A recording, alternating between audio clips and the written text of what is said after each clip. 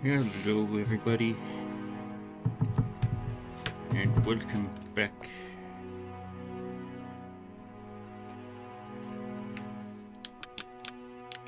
to Tales from the Dancing Moon.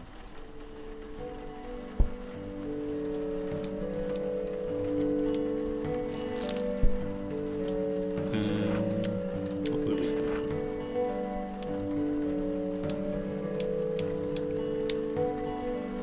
I got a few tasks to do.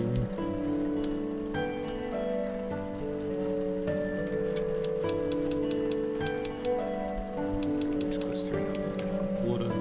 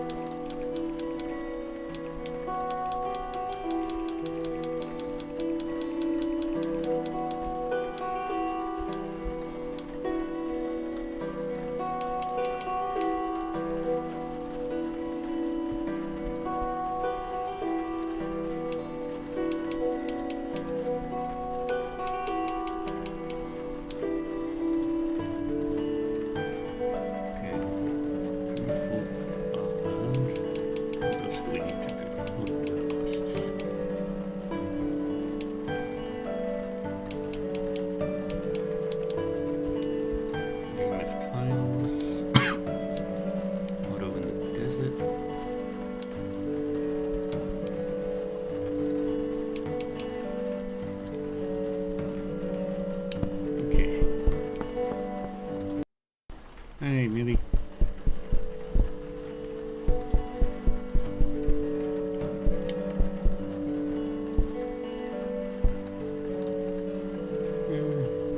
Let's talk to you. Just step right up, my fellow adventurer. You are about to learn the game that is sweeping the nation. Villagers and adventurers alike are simply going bananas over this addictive new game. Sounds fun. What exactly is this game? It's a game of my own creation. It's called, wait for it, Tiles from the Dancing Moon. It's a catchy name, but what do I do in it?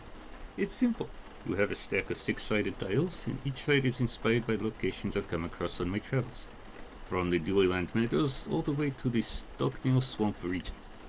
Place the tiles one by one on the board and match the sides as you go along.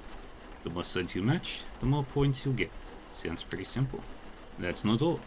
Shuffled into the deck are random quests. These are indicated by a number and color in the center of the tile. Each quest tile requires you to connect a certain number of tiles to it, determined by its number and color. When you clear a quest, more tiles get added to your stack, meaning your game can last longer, therefore getting you more points. Great, how can I get started? I appreciate the eagerness. Just step up to the table here and interact with it when you want to start. A sly grin creeps across Naveen's face before he says his next sentence. All it takes is a small discounted rate of 100 gold per game. You can think of this as an early access fee as I watch you play to figure out the kinks. Alright, I'll let you know when I want to play. Let's play the game. Hey, fast food. Yeah, it goes good. There's a game inside the game.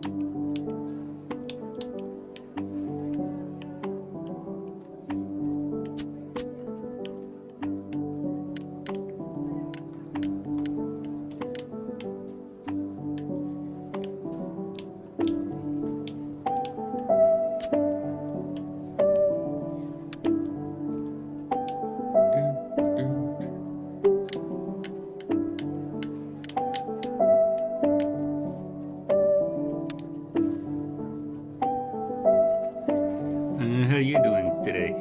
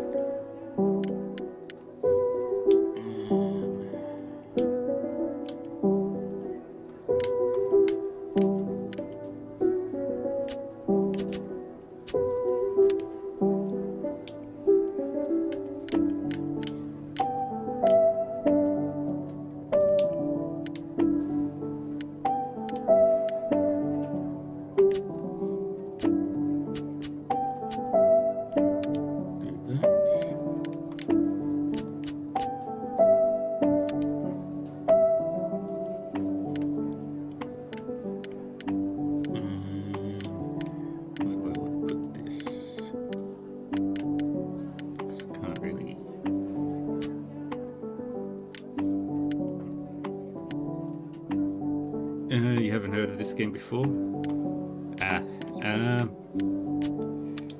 So this is a mini game that I'm playing inside Tales from the Dancing Moon.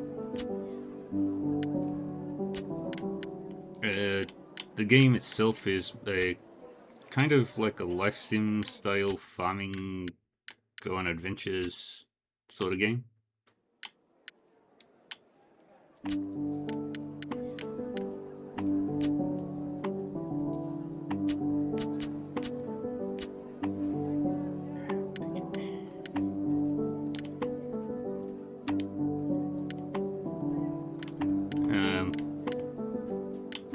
It's actually pretty fun. If a little challenging.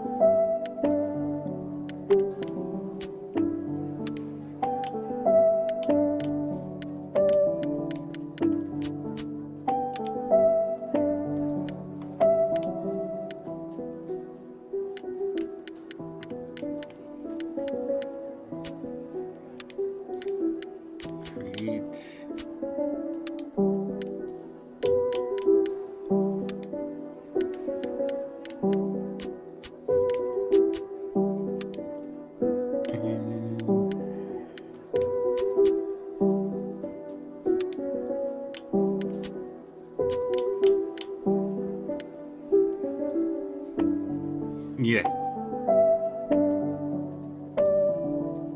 Yeah.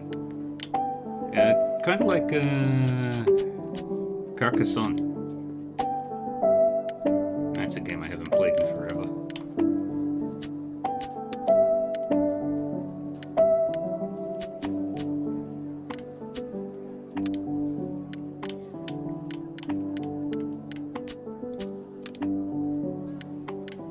Another thing that you gotta do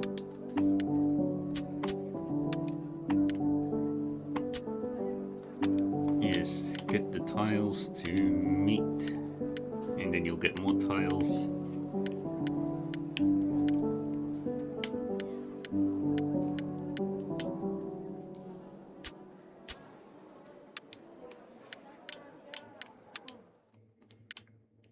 The more tiles that connect, the more points you get, and so on and so forth.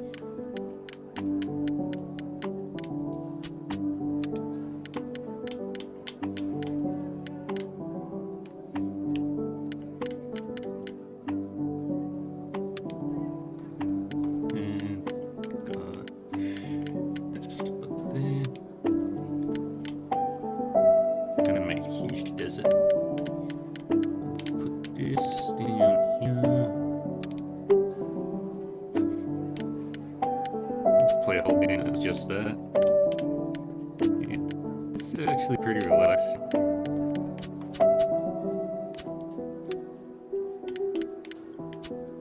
I like it.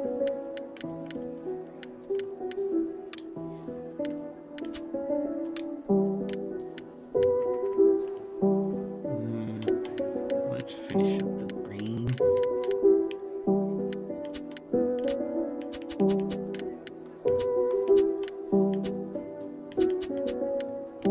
There we go.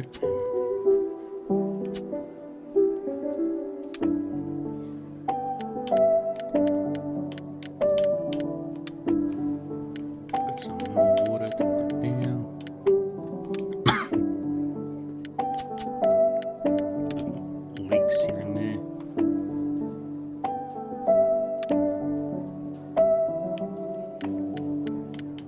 Another lot of greenery.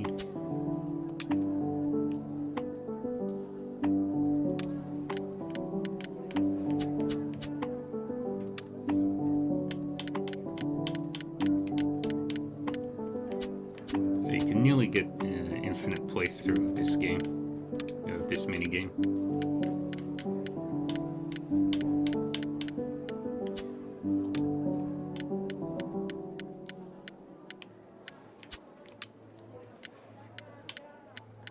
But the real meat and potatoes of this game is the quests.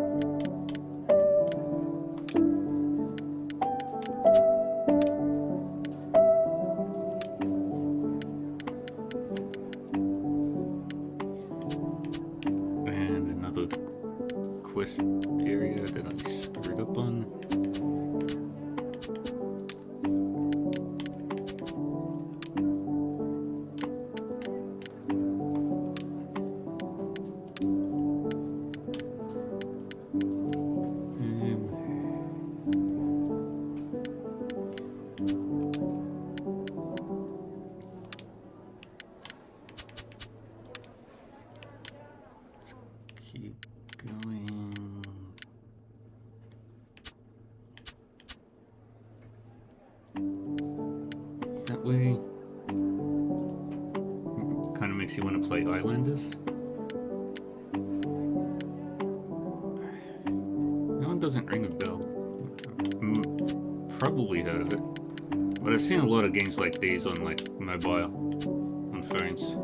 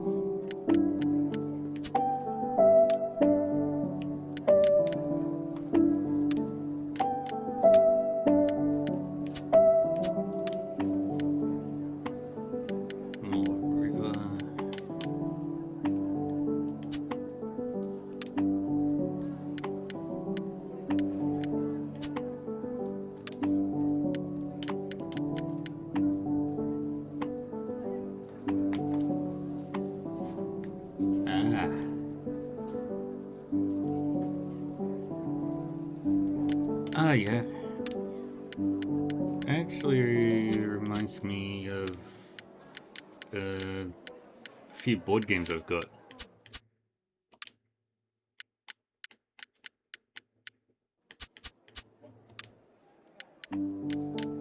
Like the city building board games.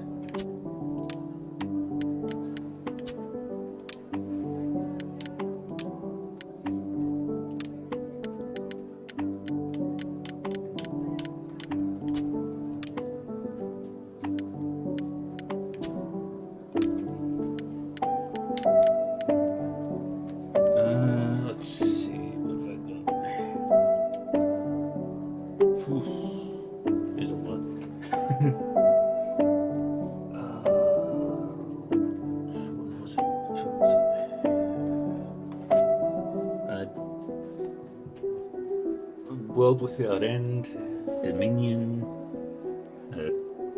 Carcassonne,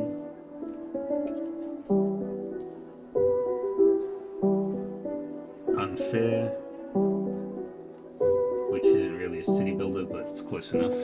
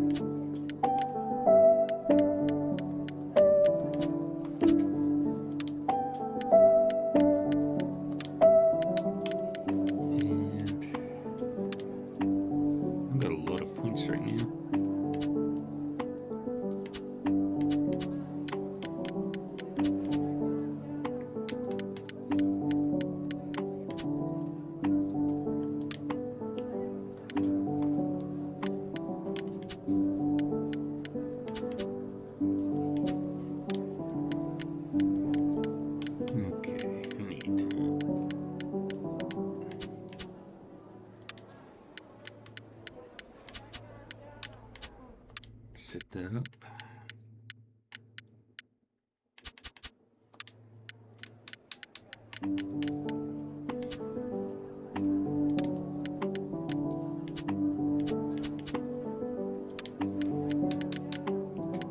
There we go. Perfect. I've reached a total of 1,113.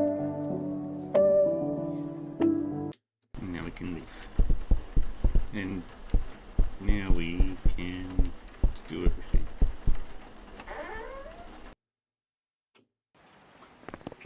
Latrine. Perfect. So, first, gotta check on my cabbages, which will take some time before they're done.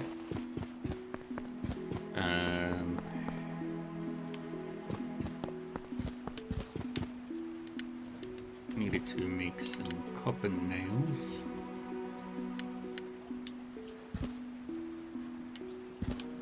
And some dry fiber.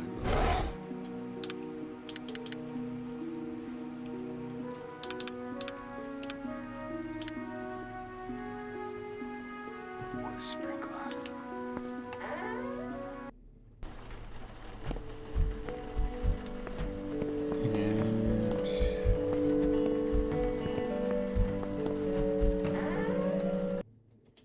This game is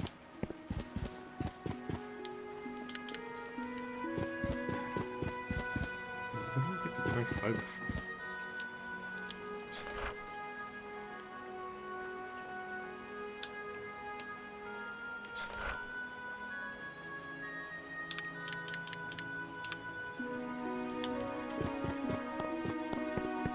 I have to go to the desert for it? Anyway, I still need to go to the meadows for copper. I also need to kill some slimes while I'm out here.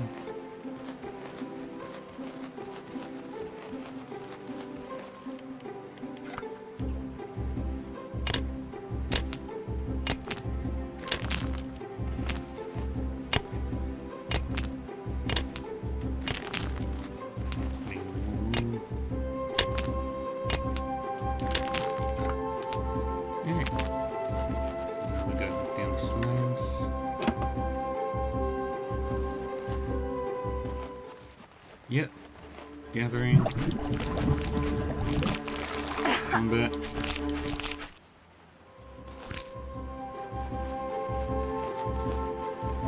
Tree chopping, cooking.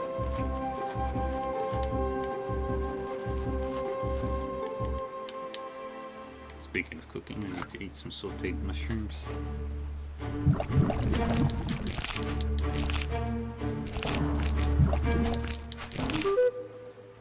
And now that we've got some shadowwood souls,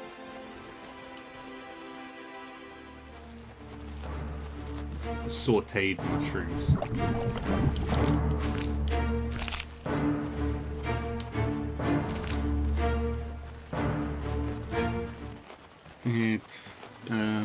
So the story is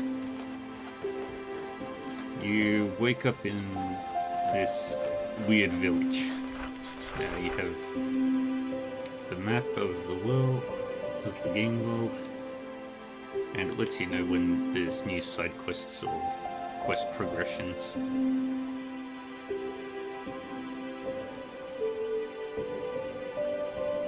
It should have been. Yeah, there's farming, fishing.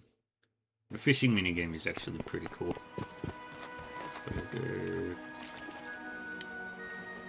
So, you cast your line, wait until it's time, then you hold the button, and ding it. Yeah, it's fine. But I do need to go to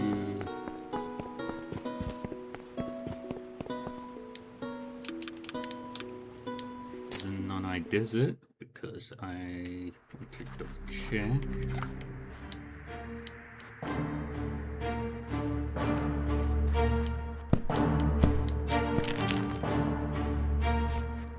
That's where we got from. Chop down the cacti.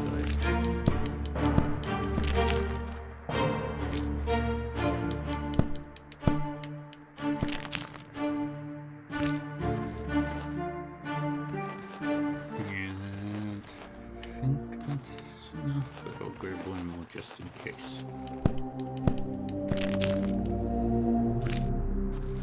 Unfortunately, there's no energy system like in like the Story of Seasons or something like that. So you can stay up for as long as you want, but you'll lose the health bonus, which are the yellow hearts down the bottom. Need to make 10 of you. And we go deposit all these, because we want to build a home for a lady. Speaking of which,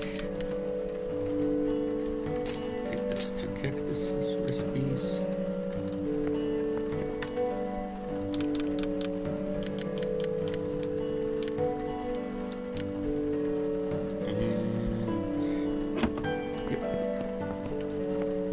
Lucas, all the materials you need are now in the deposit box. I knew you could do it, Emma. Now let's talk about construction. When you talk to me next, ask about constructing buildings in the village. I'll give you the option to either add a new building or move existing ones. For Elena's home, let's just focus on adding one. Once I show you the catalogue of available buildings, select Elena's home, review the requirements, and then continue on to the next step. In this new mode, you'll see a bird's eye view of the village. Here you can decide where the building will be placed and which orientation it will be facing. Game is on sale too. Yeah. There's actual town building as well.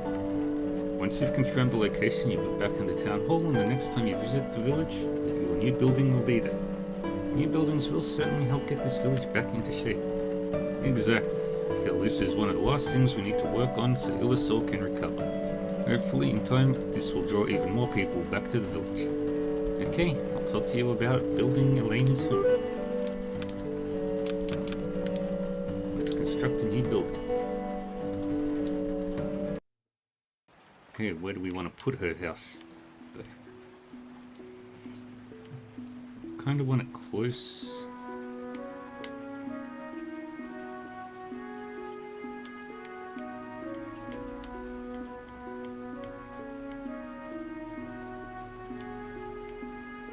Close to the inn, but far enough away that she can live alone. But she also wanted a seaside style.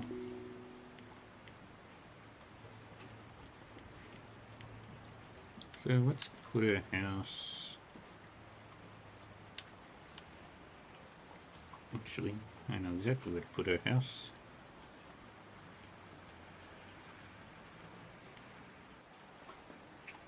Yeah, let's put it up here.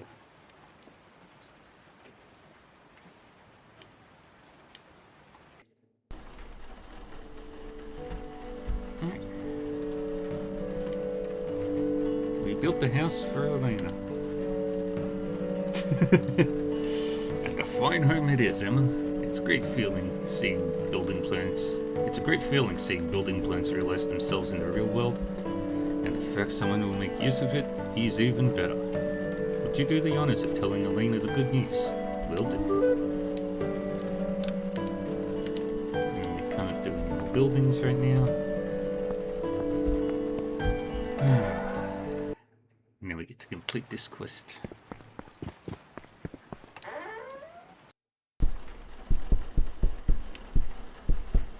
Where is Elena? Oh, she's in the town hall.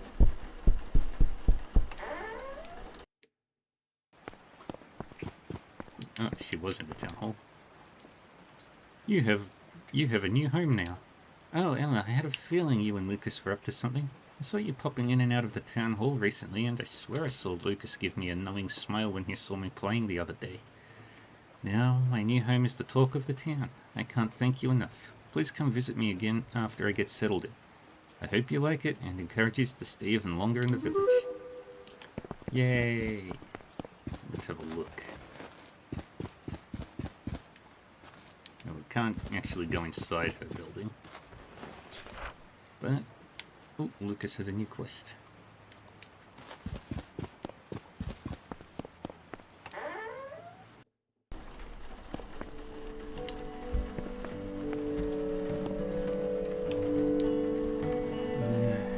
As you approach Lucas, you see his head's down over something in front of him. A new building blueprint, no doubt. With a pencil grasped in the one hand and his other rested on the worktop, he scribbles here and there as he mutters to himself. What do you have there, Lucas? Ah, Emma, just the person I want to see. I feel energized from building Elena's new home and I want to do more. What do you think of having your very own place here in Illusaur? You know, after what we did for Elena, I was thinking it might be nice for me to have my own place too. Great minds think alike. You know the drill, Emma. Building you a new home won't be any different than what we did for Elena. Just ask me about constructing new buildings in the village and I'll show you the list of requirements in my catalogue. All you need to do is place the requirements in the construction deposit box. Once we have everything, it's up to you to place the building in the village. Thank you. Alright, let's have a look. What do we need? Dry fiber, copper nails, and hardwood. Easy. Hardwood is the easiest one to get right now.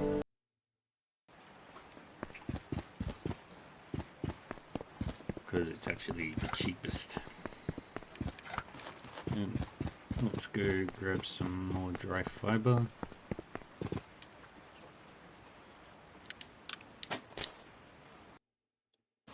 I need to cut down some more cactus.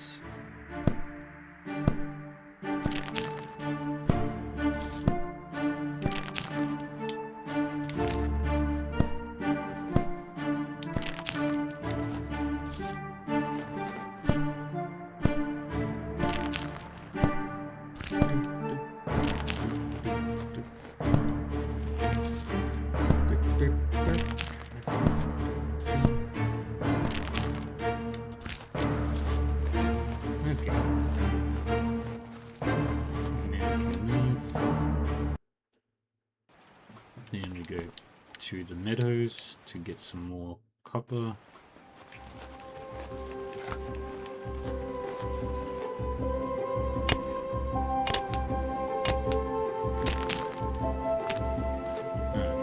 Coal, not copper.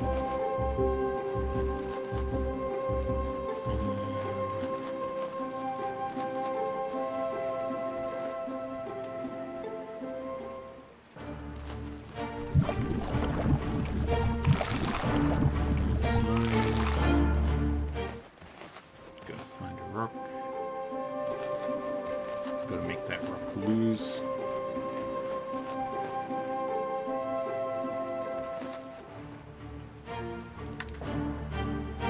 And we can take that flour and vegetables. I don't need stone, a bajillion of them.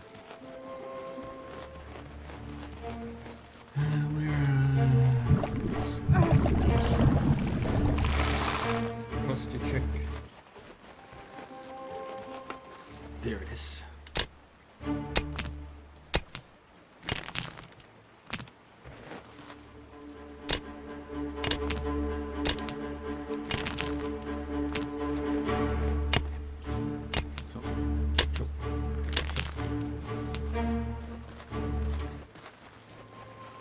Okay, that should be enough to get me my very own home.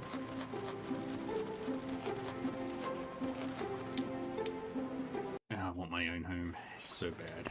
I want to be a homeowner.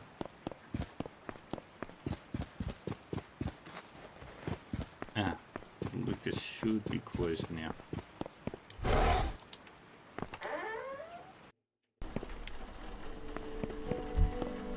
Oh no, he's still open.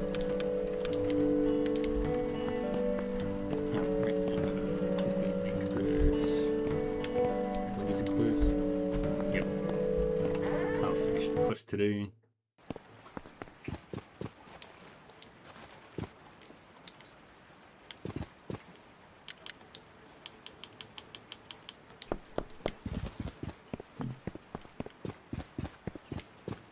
We can put the stuff into the thing.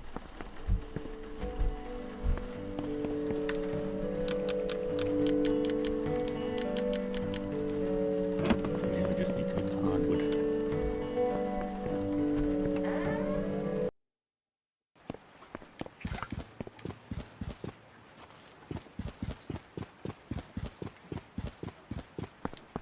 then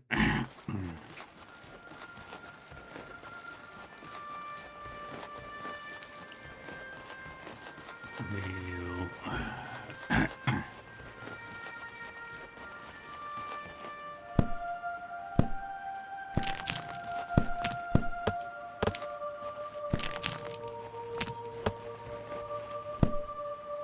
keep going.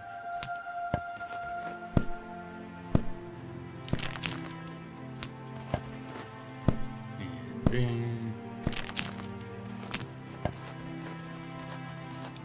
that should be enough. Yes, it is. Perfect.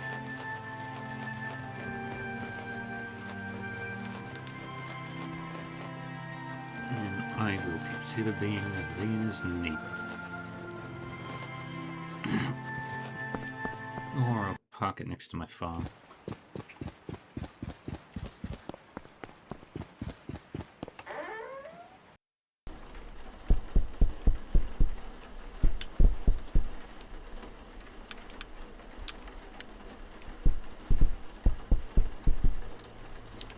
Let's talk to Fergus.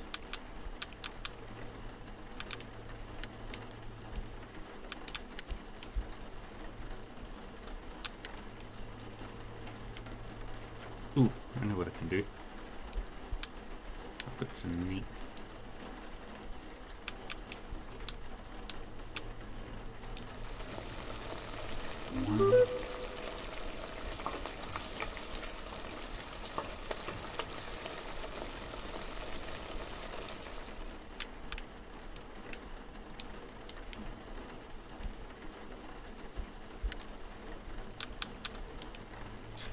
What was it? Potato and butter.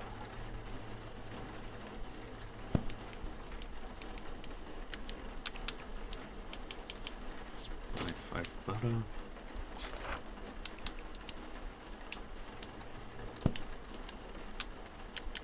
The potato, we got butter.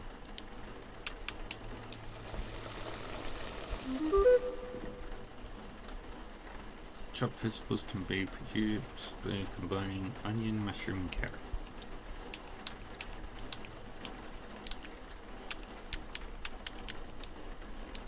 Okay, onion, carrot. And I think I have mushroom in one of my storages. Onion.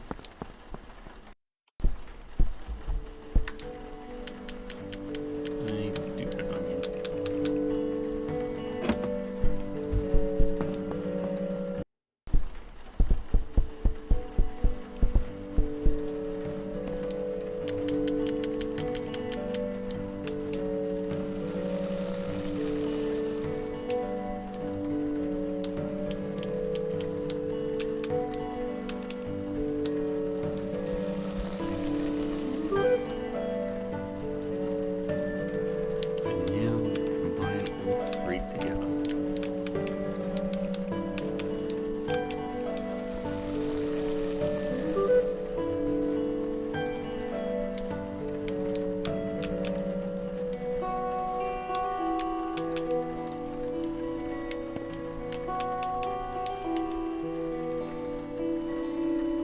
Back with the steak and potato meal you requested. Huh? Oh, Emma. Yes, I forgot. I almost forgot.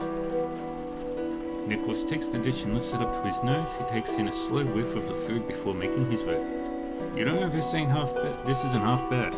You're well on your way to becoming a great chef if you keep at it. Take this gold for your troubles. I'll grab the meal from here and present it to one of our patrons. I'm confident we can put this back on our menu now that you've sourced the ingredients well enough. Nicholas trails off to another part of the kitchen, mumbling to himself about how to expand the menu further. He turns to you with a brow raised. Ah, are you still here? Ah, bye, I guess.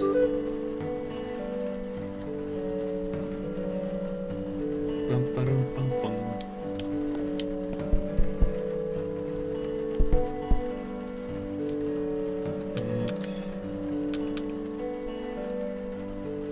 Can do very expensive sleeping as well.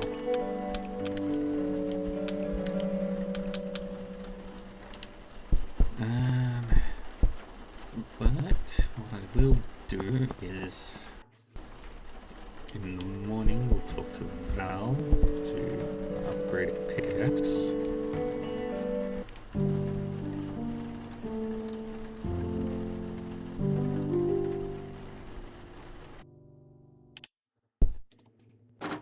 This everything we need to do.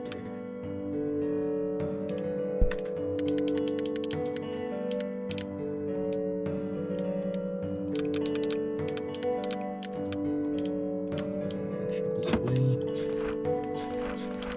Need to read this note. Can't believe it. The green lights were actually dew bugs. I haven't seen a dew bug since they decided to leave this region and migrate further north. I've heard their colonies rely on old, large trees that they inhabit, but since the Shadow Beasts came, those trees have become plagued by their sludge.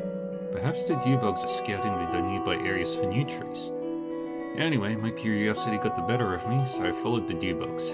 Their light would dance in front of me, but the closer I got to them, the further they scattered away. Next thing I knew, I was in this desert. How did I get here?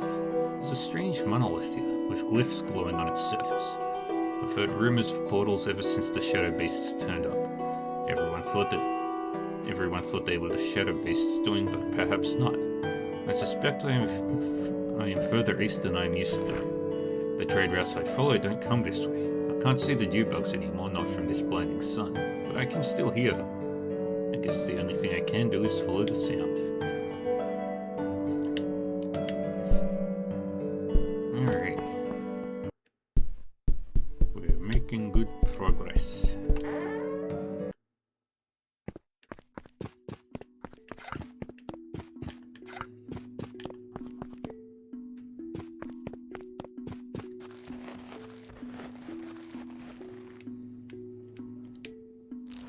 Now we've got to water all the crops, of which I accidentally gave myself way too many. It's 136.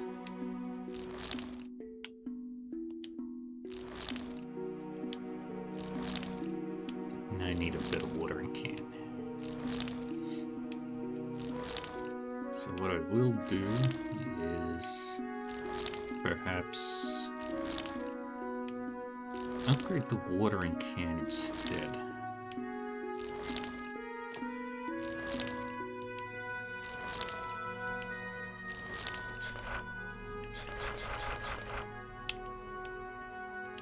And Quinn has that quest.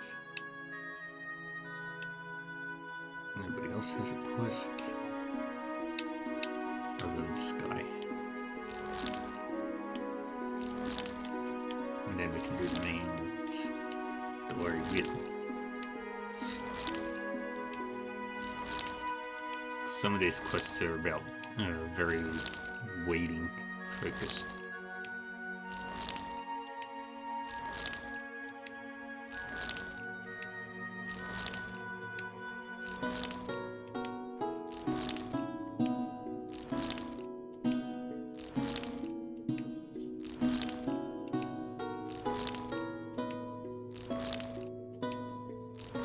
Boom, boom. 6 days left.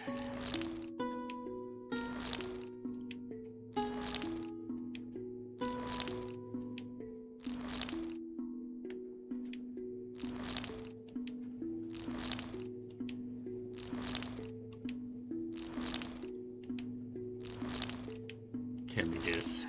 My cabbages. I'm gonna make so much money. I hope they sell well. Please let the cabbage sell well.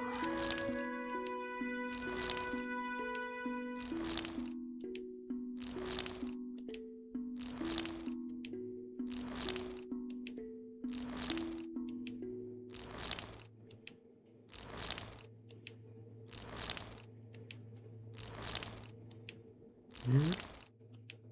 Bloop. Bloop.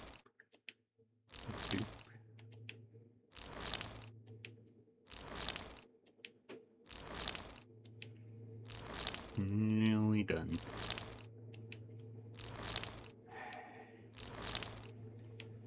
I really need the upgraded watering can. I have the ore for it, so get this done quickly and then run over to what's his face and spend the cash.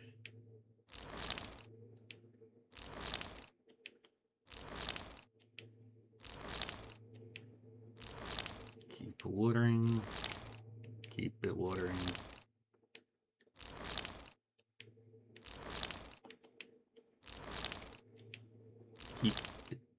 Keep the water flowing.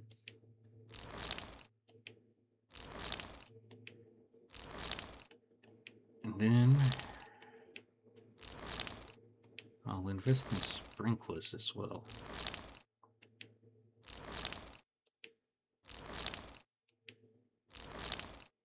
So I only need copper ingots for the sprinkler systems.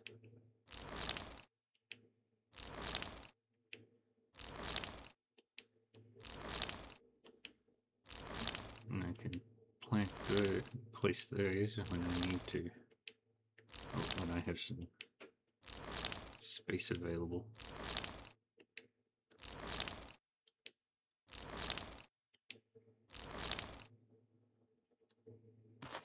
Okay, that's done.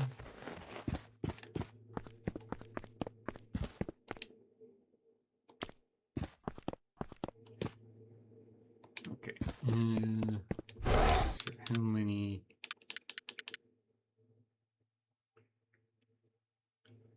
2 by 2 grit of soil, 3 copper ingots.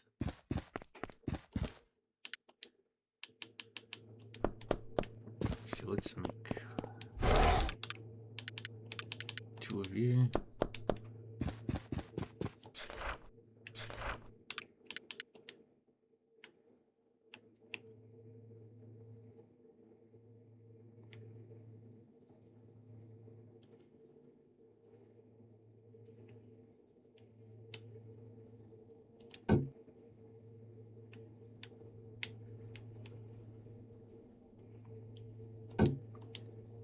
Oh, this is gonna be fun.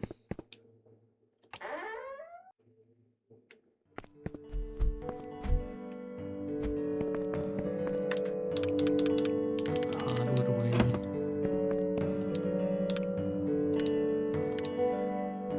Give me my personal house.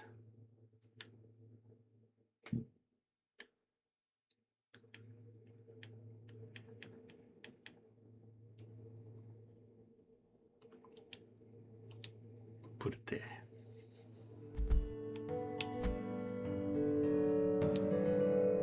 We built a new home. Getting you a house here is the least we could do given all the help you've been in Ellisor with so far. I hope you like it, and at least makes you feel more welcome as you figure out why you're here. The more I stay here, the more I've forgotten about my travels. I'm glad to live in Ellisor. We're all happy to have you here too, Emma. Listen, unlike Elena's home, this new home is purely owned by you. This means that when you step inside, it might feel a bit empty. This means you can furnish it yourself. Once inside, use your typical crafting and building options to place items however you like. Don't forget that I have a bunch of furniture blueprints in my store. Look forward to you dropping by in the future to see. I look forward to dropping by in the future to see how you've decorated the place. Perfect, thank you. No blueprints. Nope. Any new quests? Just Quinn and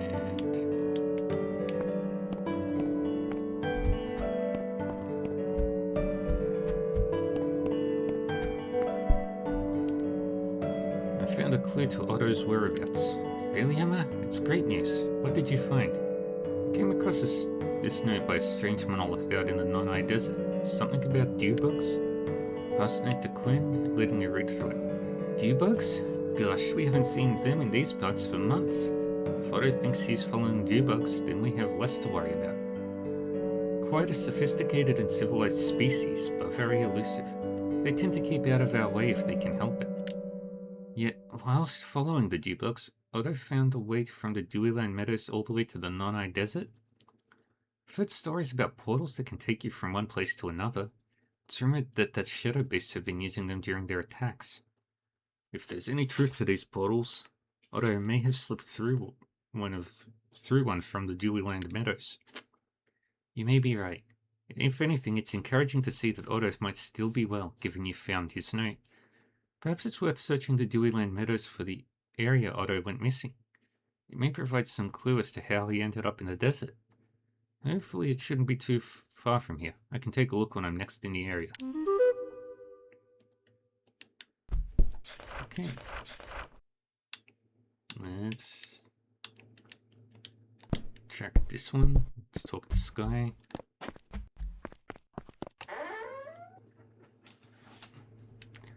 But first we'll go to Val and upgrade our watering can. I was gonna do the pickaxe, but I feel like the watering can is more pertinent right now. Look how much cabbage.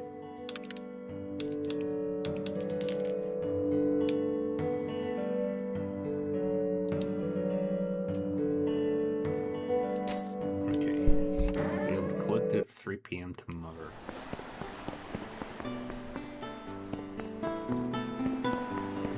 Check my house when we've spoken to Sky.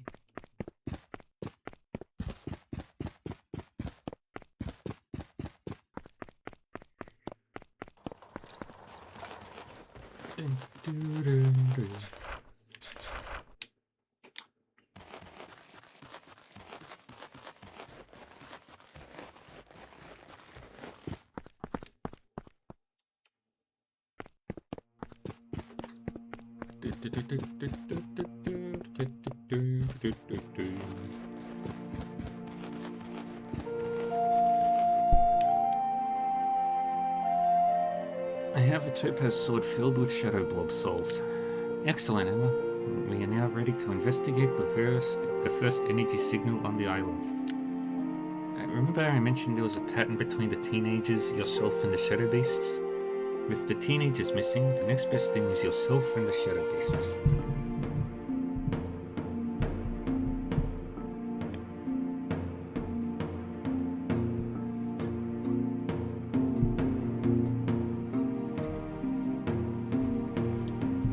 I have a feeling that a combination of you and the shadow souls will be enough to make the energy respond.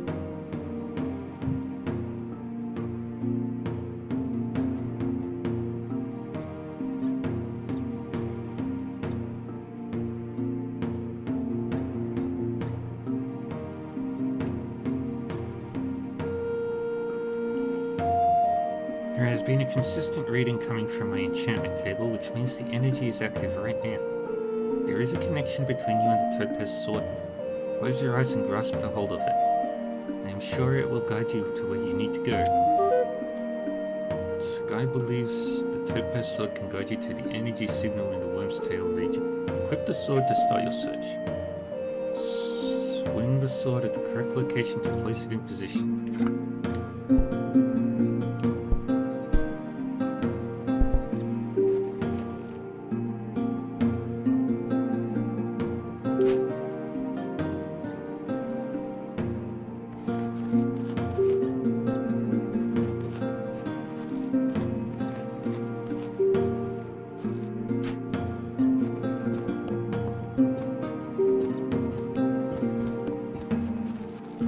Let's press the bridge.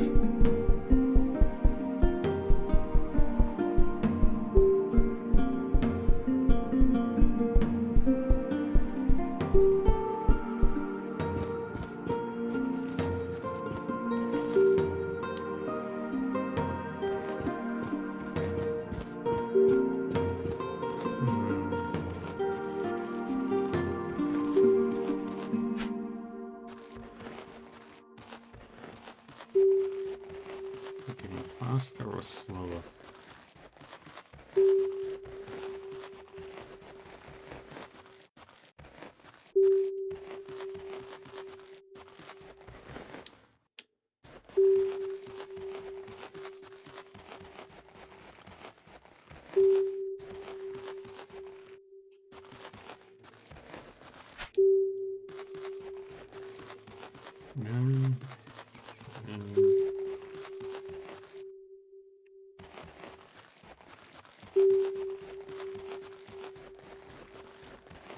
Hmm.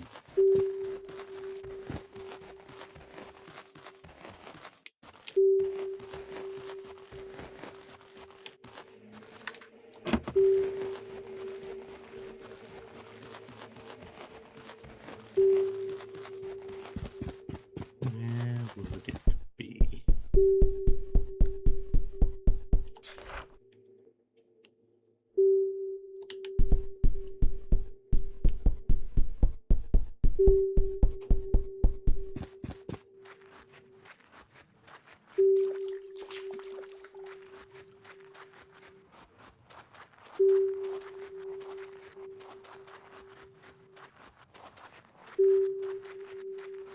Where are you?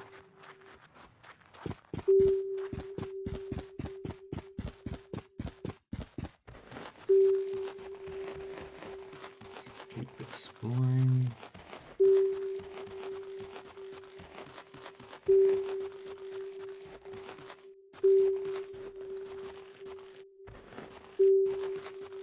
It's getting faster.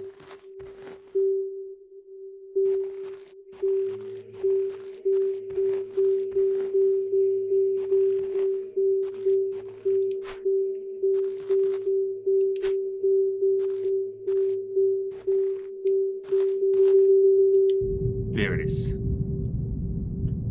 Damn, I'm good.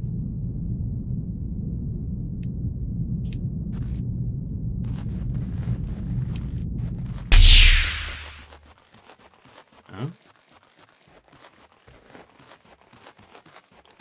Okay, that was strange and kind of cool.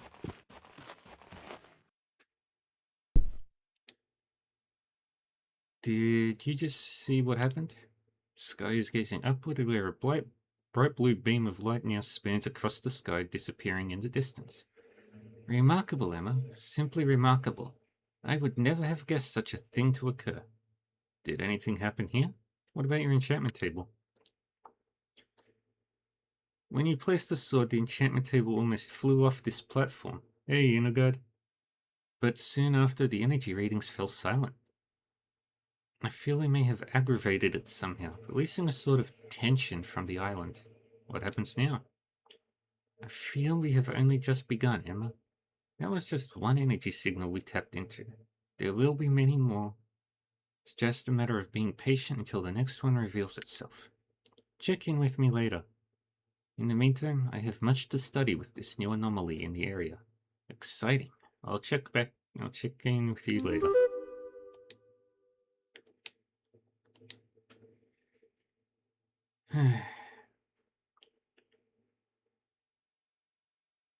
As you approach, Sky takes a quick glance at the quiver that bounces upon your back.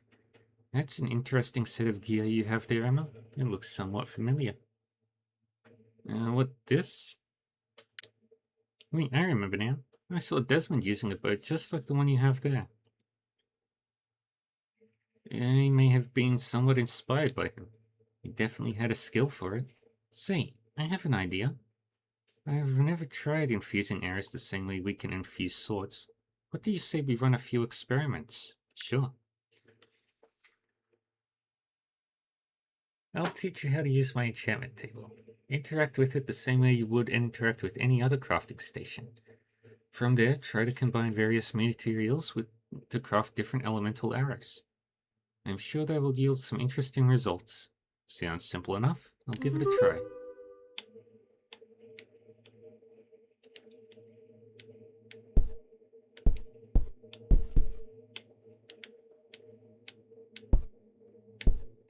Come on.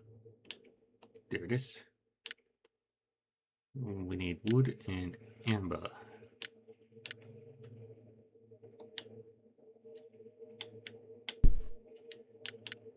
And topaz.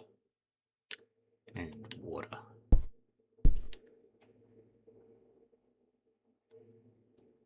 What's happening, Sky? Another energy signal has appeared in the region, Emma. It's different to the first one, though.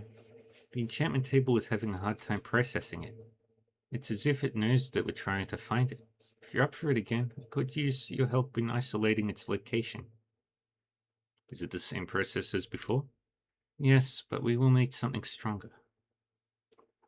You've been to the Nonai Desert, correct?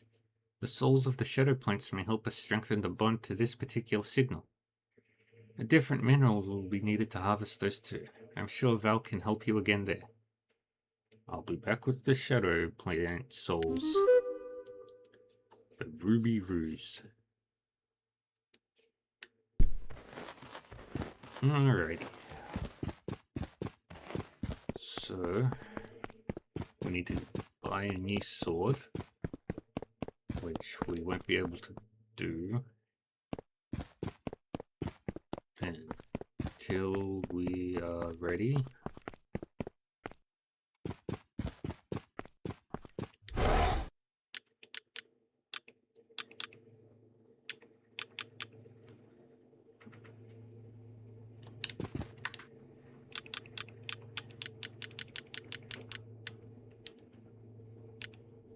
And we will take the wood.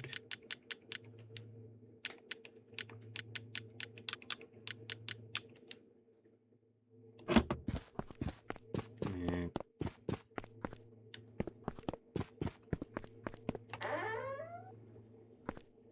take the wood from in here as well. That'll be enough. And just need to grab topazes and amber.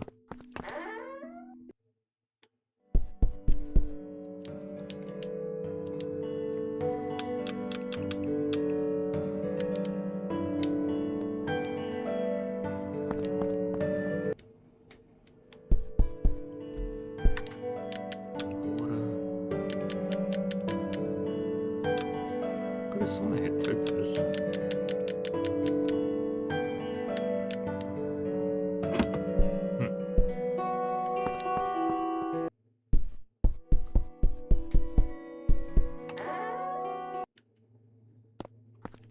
Yeah, let's go to my house.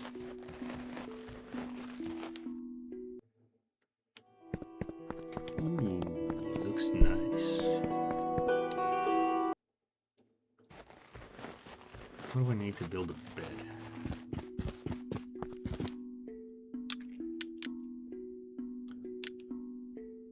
Wooden planks, cloth.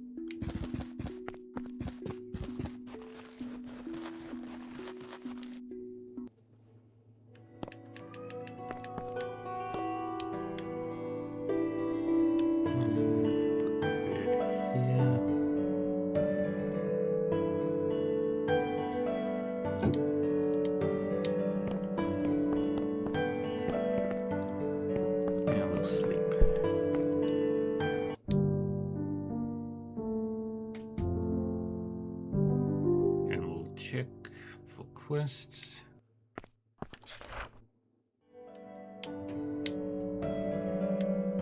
Nobody's got anything new other than her. So, gotta go to the desert.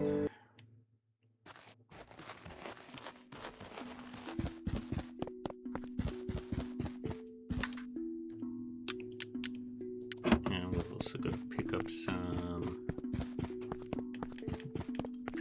wood as well. I need a sword. Fuck. That's fine. But I do need rubies. So we'll go to the Dewyland Meadows first.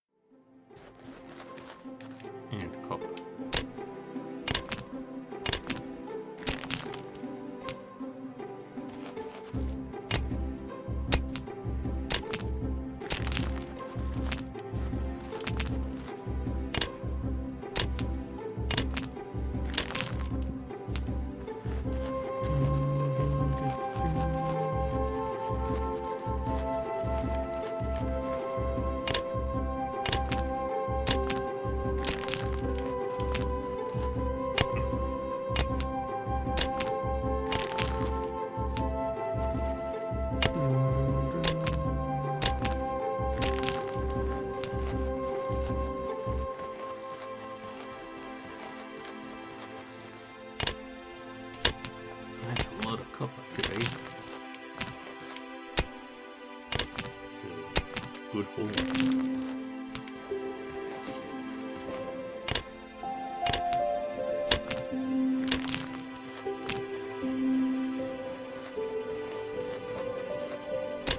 It's a very good haul.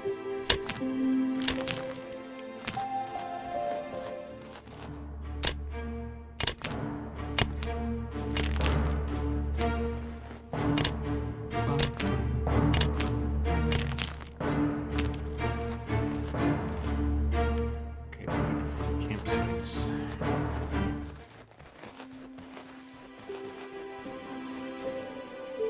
So we're good on wood for now.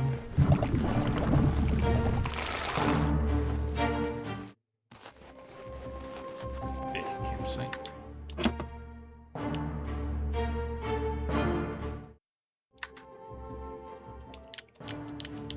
Take all that.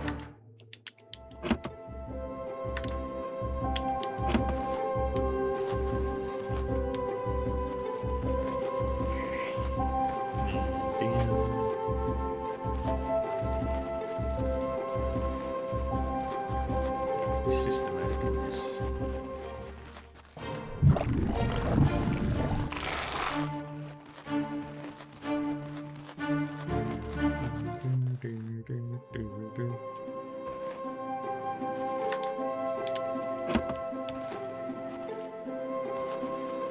And we'll also search for Otto.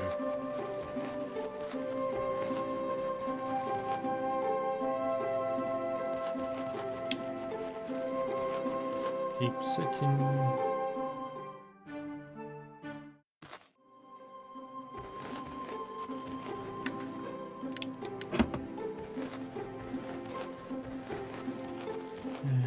And of course it's rare.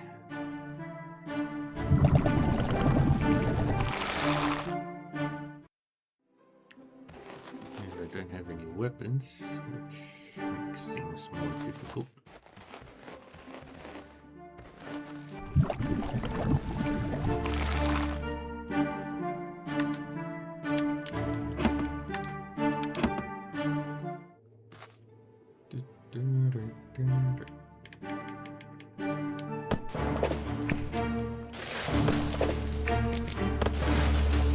Ah, there it is. One of our tasks.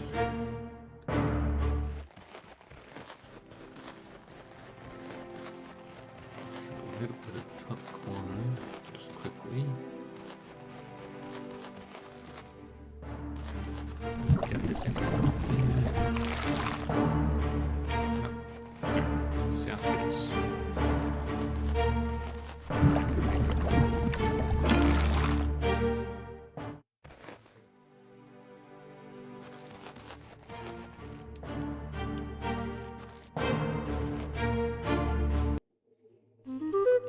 After stepping through the portal in the Deweyland Meadows, you found yourself in the same place you found Otto's note within the Nonai Desert. You should report back to Quinn with what you have discovered. Oh wow.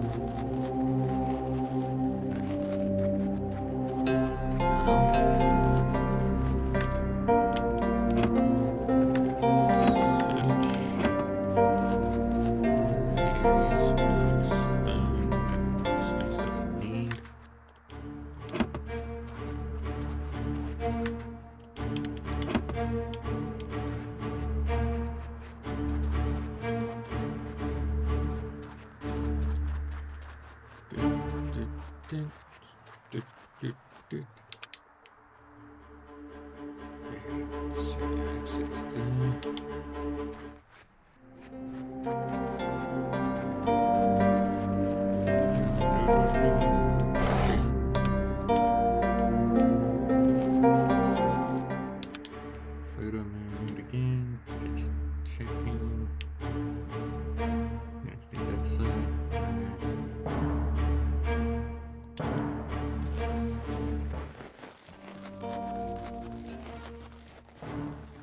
go this way from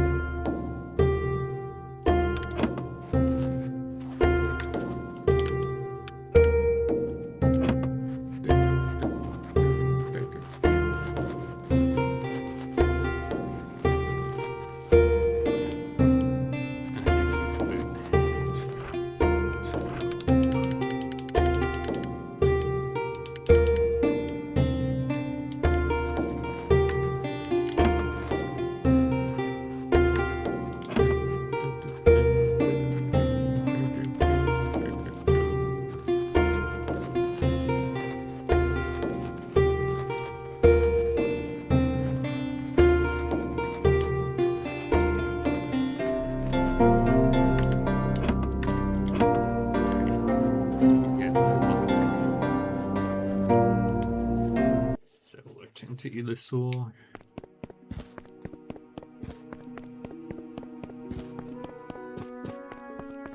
See what we need for storage chest.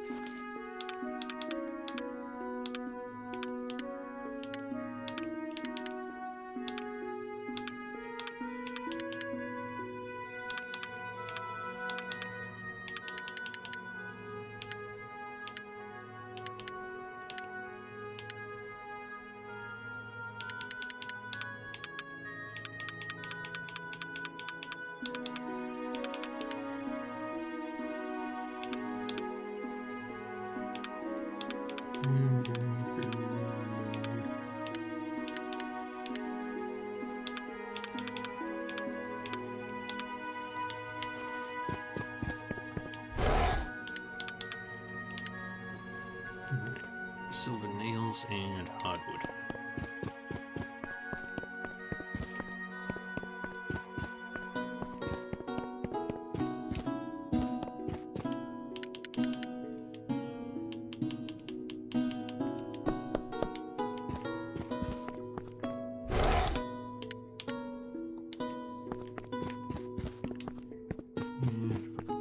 Rescue.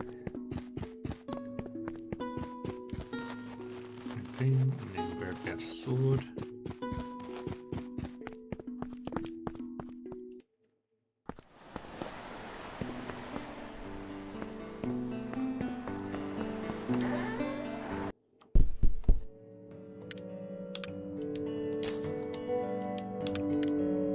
And we got a silver watering can.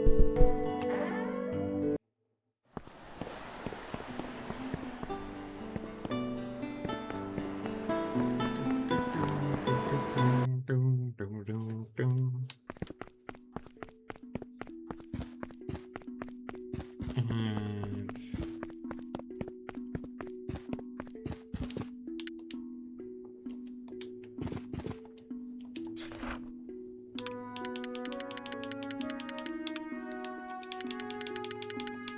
you up there. You there.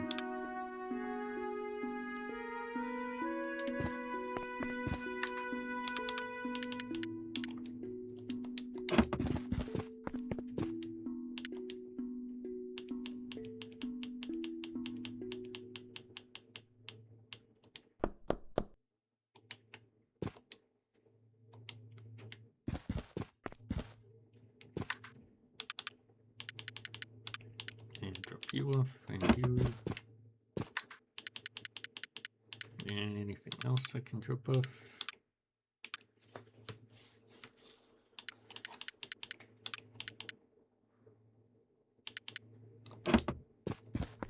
Nothing else.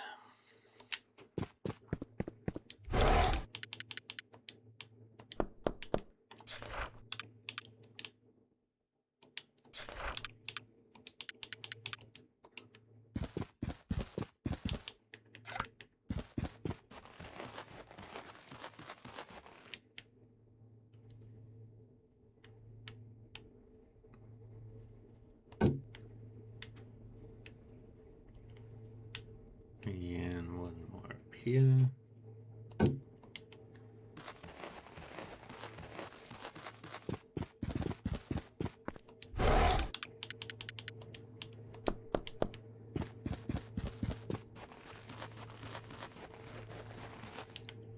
One more right here. And here. Make some more.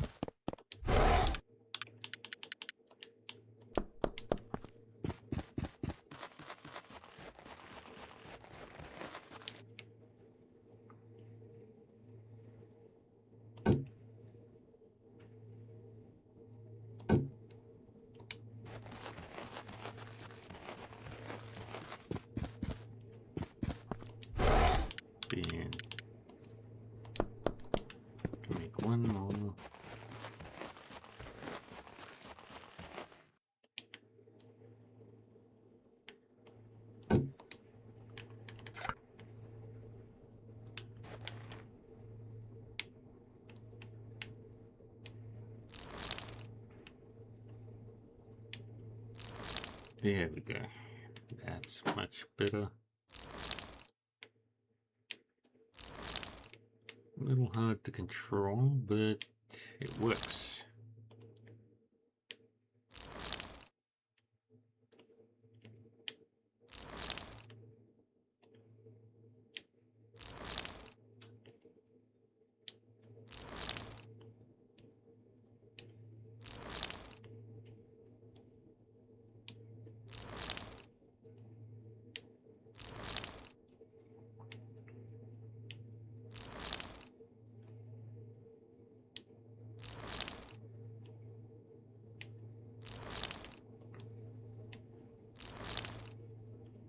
And there. Alright, let's go talk to Quinn. She should be at the tavern now.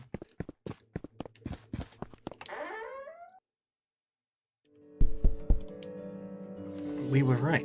I found a portal in the Dewland Meadows that took me to the Nonai Desert. Fascinating.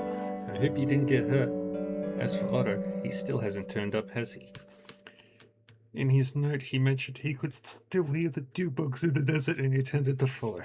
I hope he hasn't found himself in trouble. I'll continue to have a look out in the areas to the east for anything suspicious. Thank you, Emma. Let me know if you find anything. Take this for your troubles. I appreciate you continuing to look out for Otto. Thanks.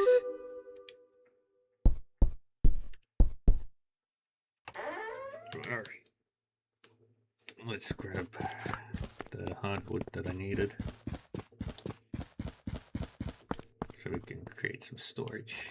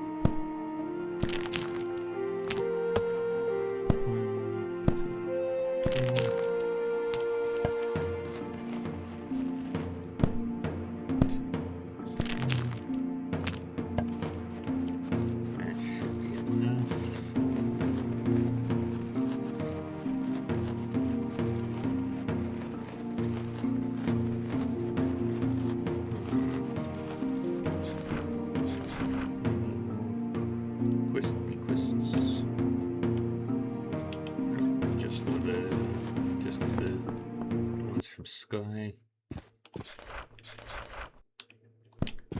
Yeah, just the ones from Sky.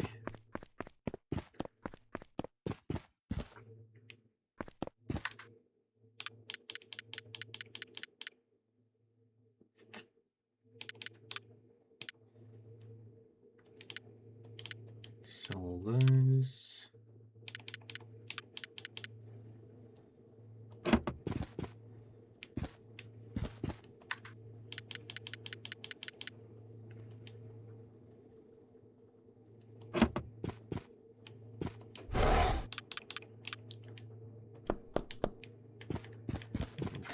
This inside my house.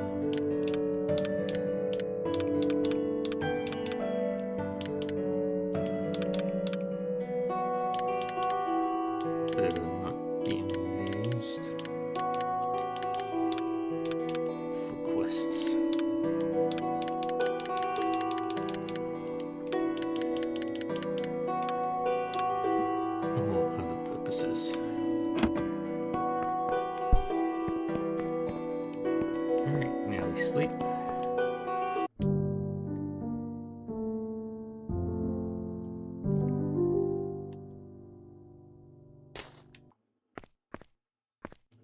That means I can upgrade my pickaxe.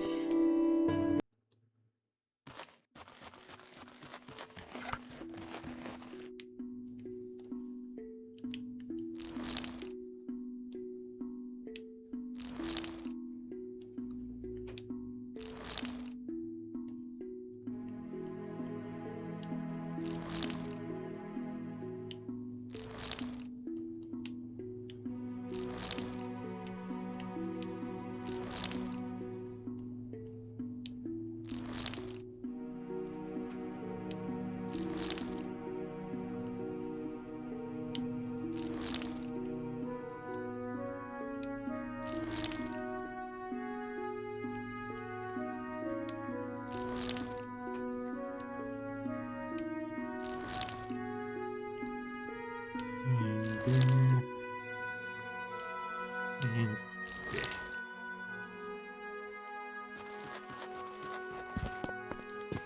Alright, let's go upgrade my pickaxe.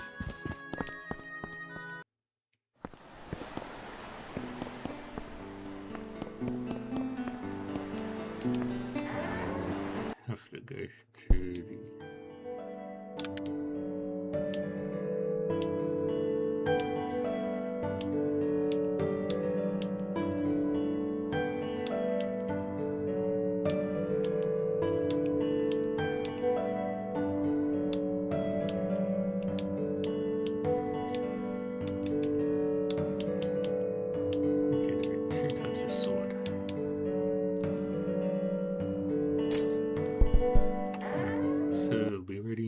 pretty early in the morning. But we can't go in the morning.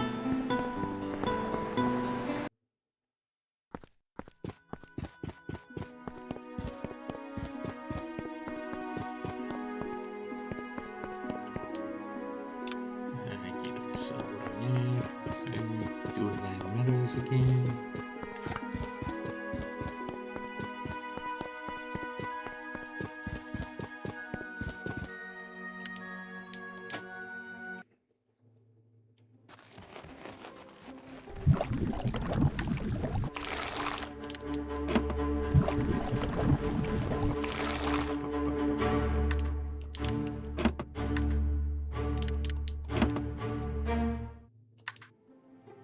Three topazes.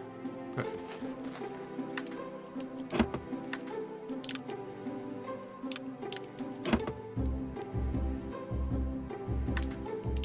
Two more topazes. We need 6 more.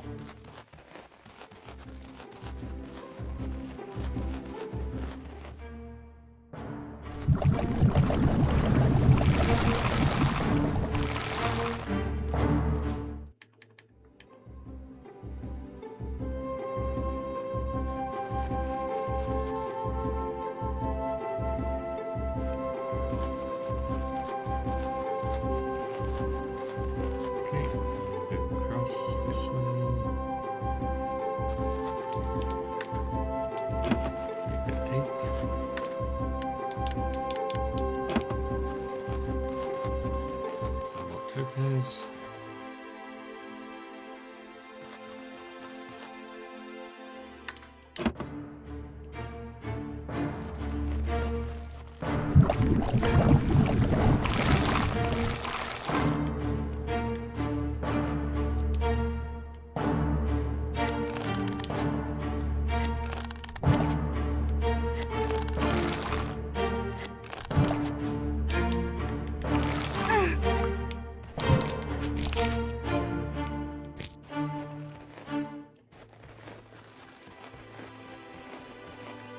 Keep running.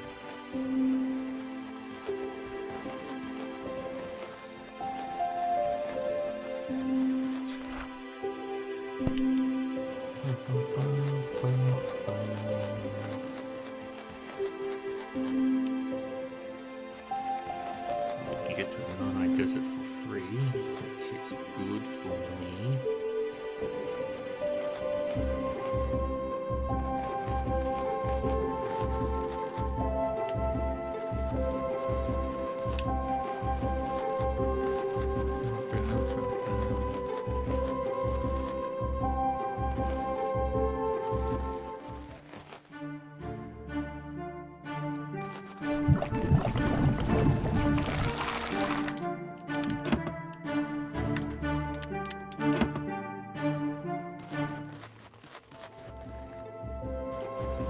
Suppose the portal was down here somewhere. There it is.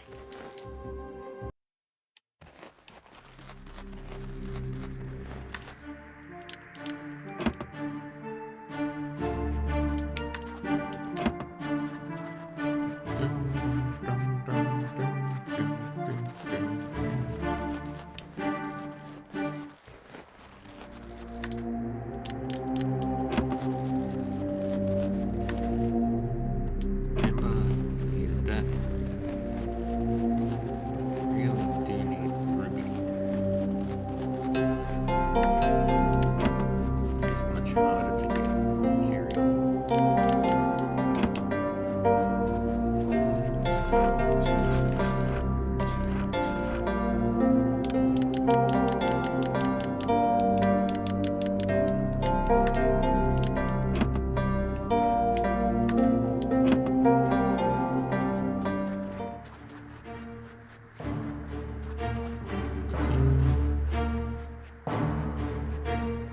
Missed. You will suck.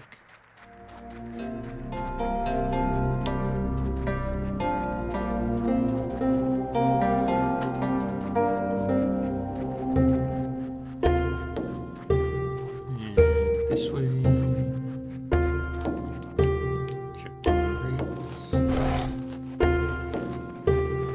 It's unlikely that there'll be anything.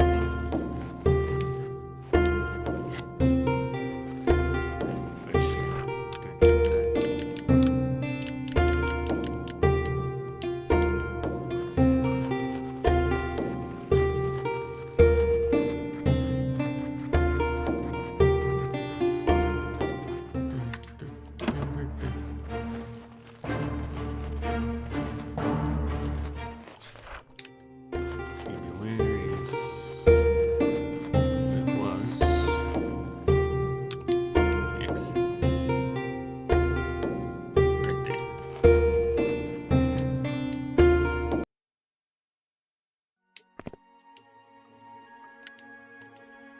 Back to the Deweyland Meadows. This is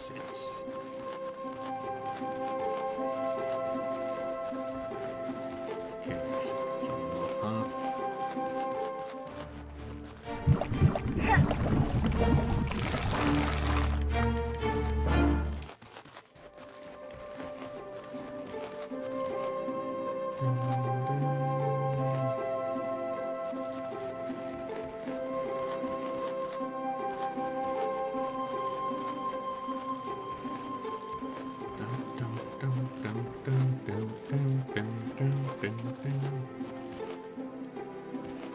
Go north.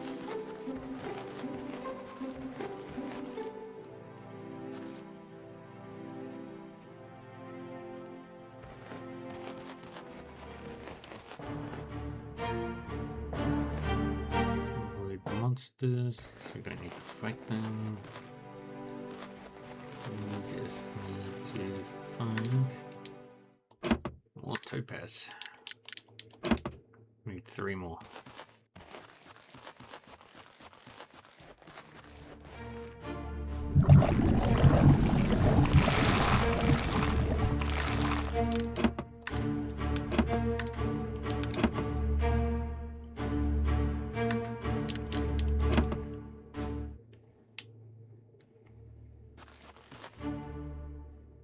Oh boy.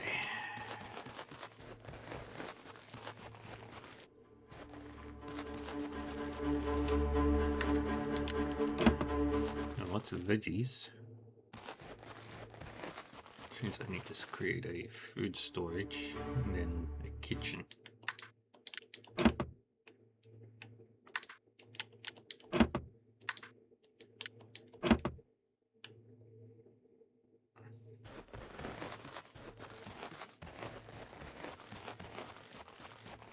Is there any other camps?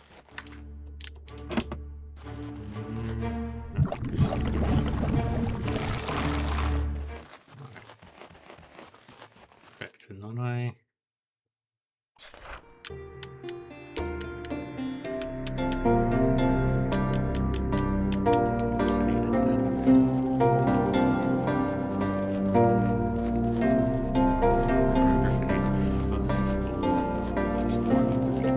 Pretty sure it's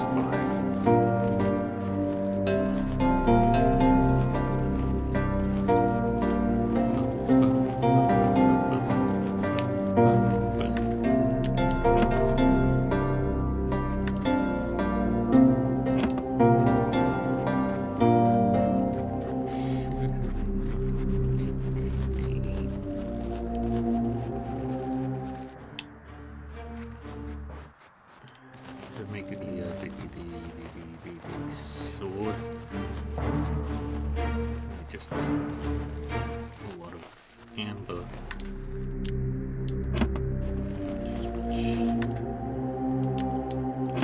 Less frequent, looks like.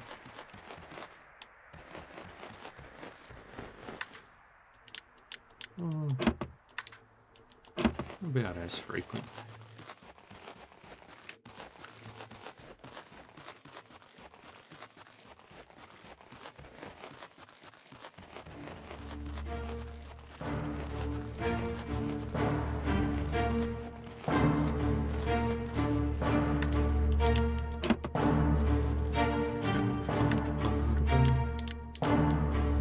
Okay, we just need to get 2 more topaz and then we can start the...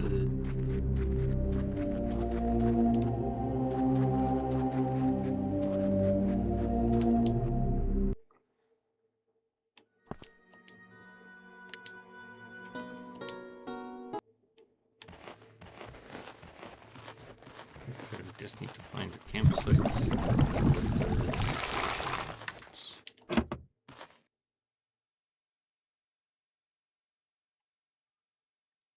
Just need to find 2 topaz.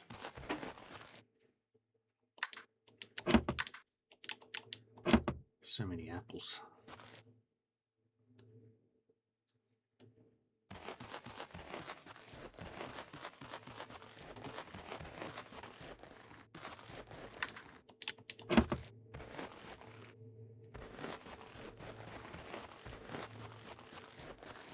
Bum, bum.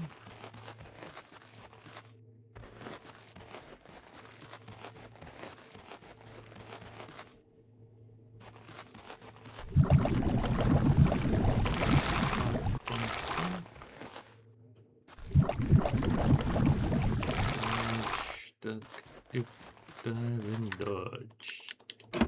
There we go. Got everything. Turn to Ivysaur. Huzzah.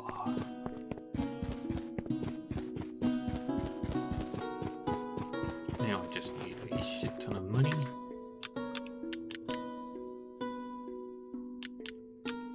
So, sell all of you. Sell the stone. Sell all of you.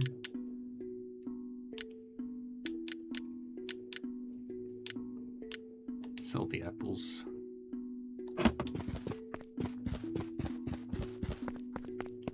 And we can make the ruby sword, depending on how much it costs.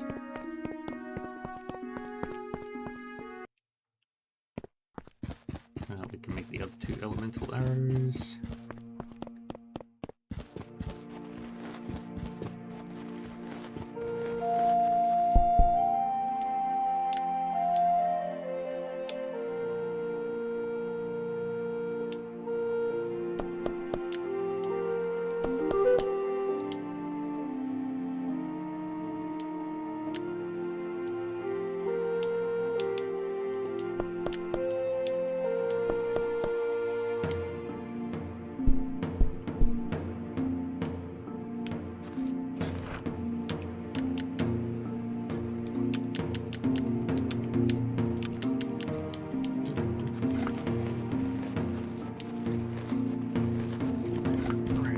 These arrows out.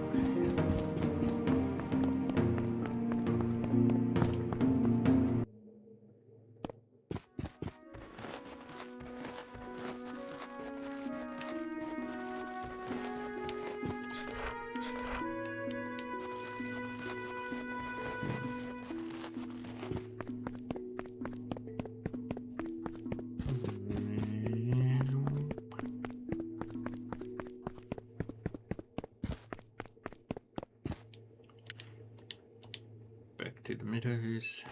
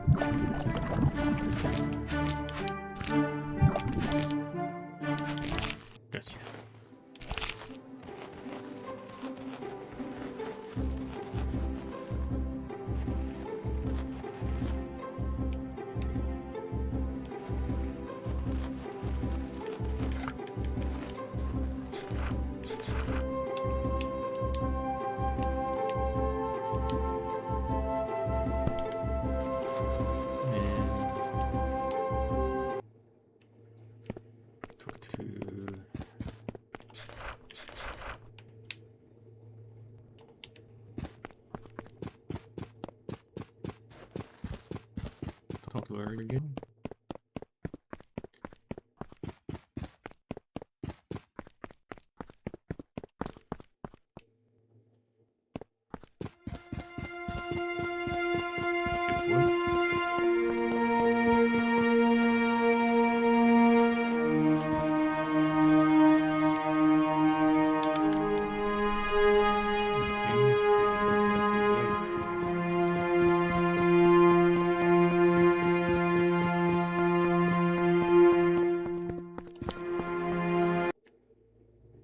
So we'll sleep and then do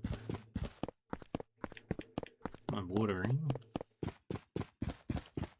Actually, grab a copper and create some more sprinklers.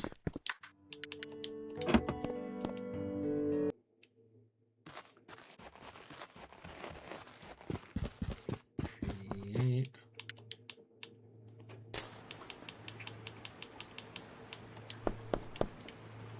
5 more sprinklers.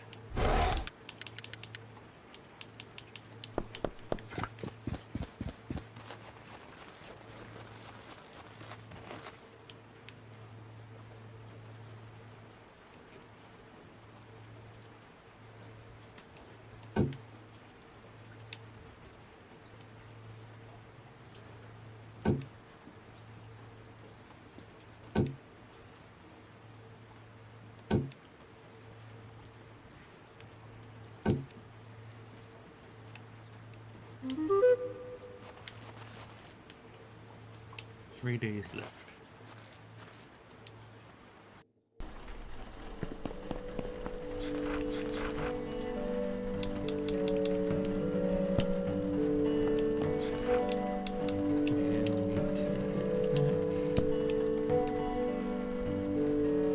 I'll sleep till the morning.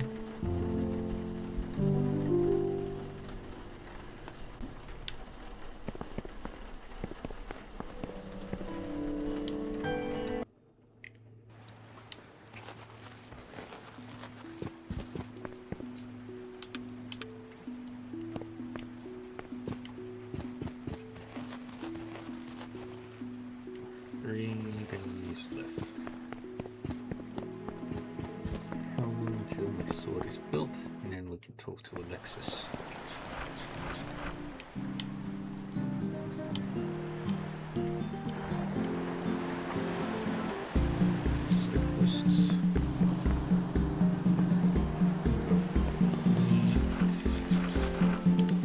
Wait 2 hours.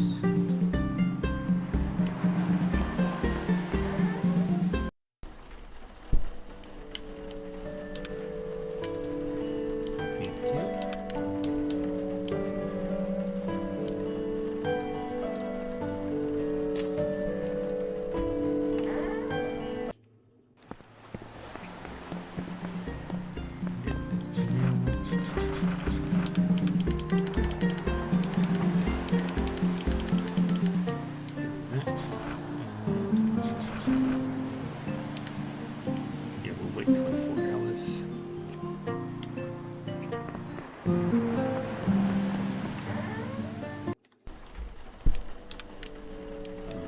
Sword is ready.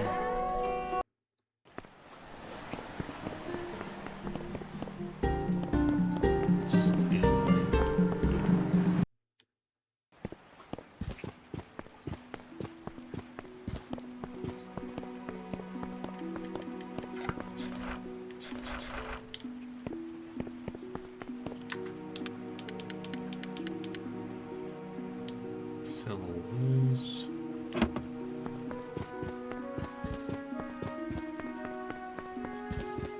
Okay, so any bounties?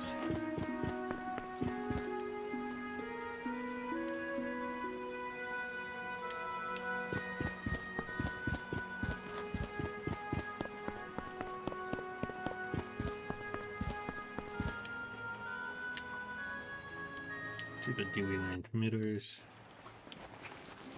We're not going to fight them.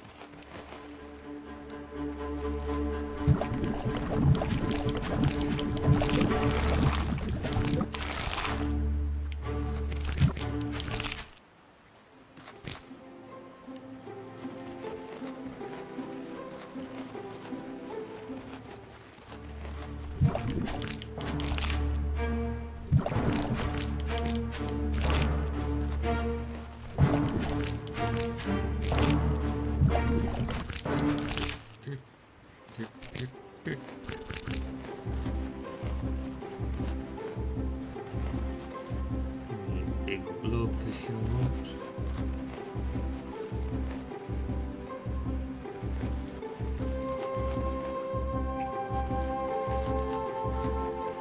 Where are you, big blob?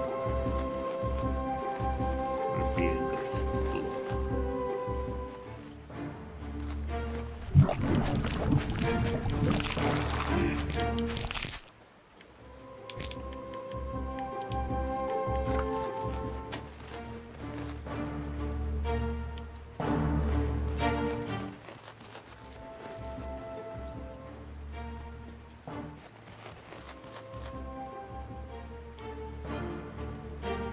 Right.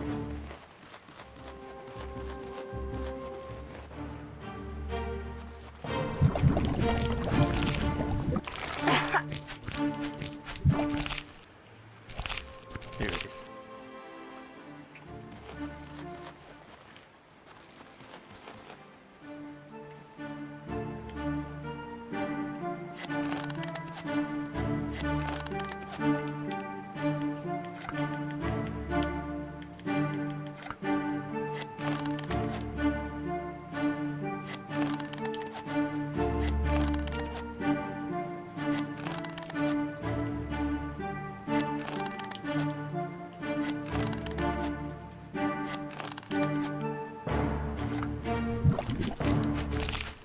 Yeah.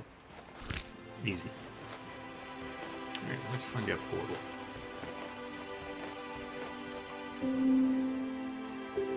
Because we need to quickly run to the Nanai Desert.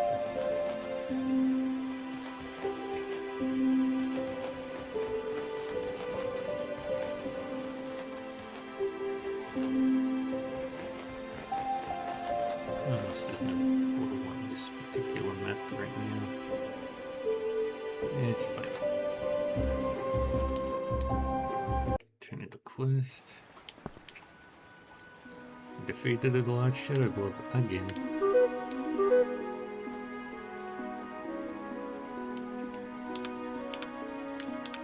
To the Nanai Desert.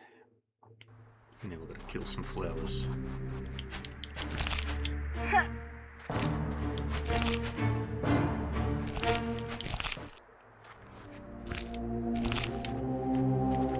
And we'll also pick up some silver while we're here.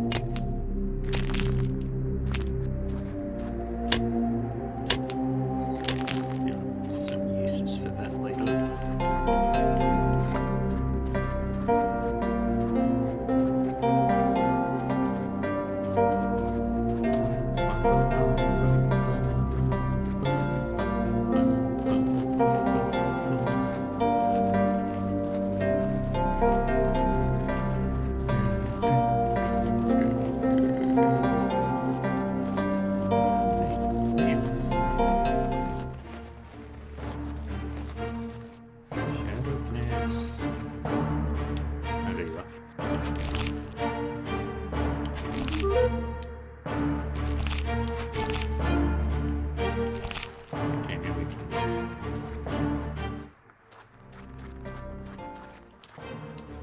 Turn to Illisaur.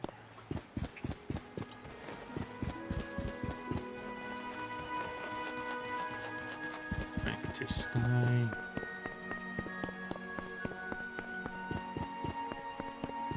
Buy another sword, because we'll need another sword.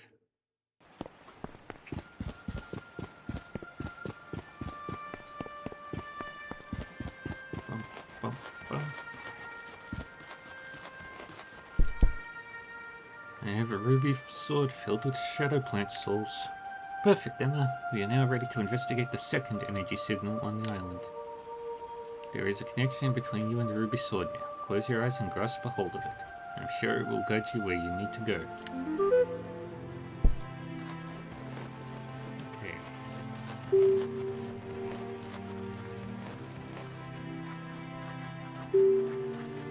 No, it's further away.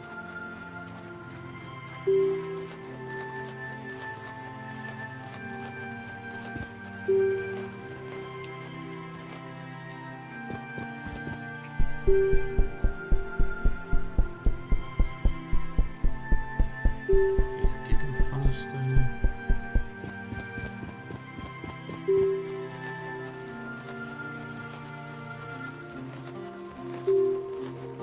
Slightly.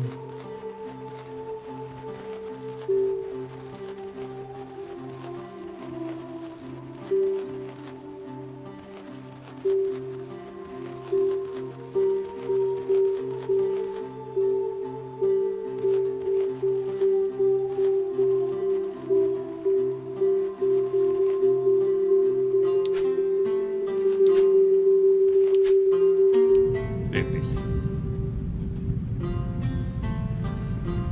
then the second beam.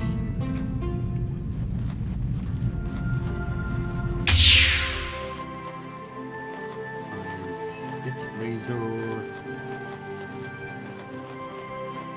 up there as well.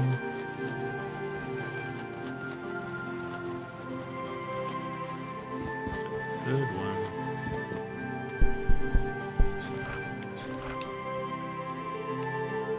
Third one will be up around here or down here.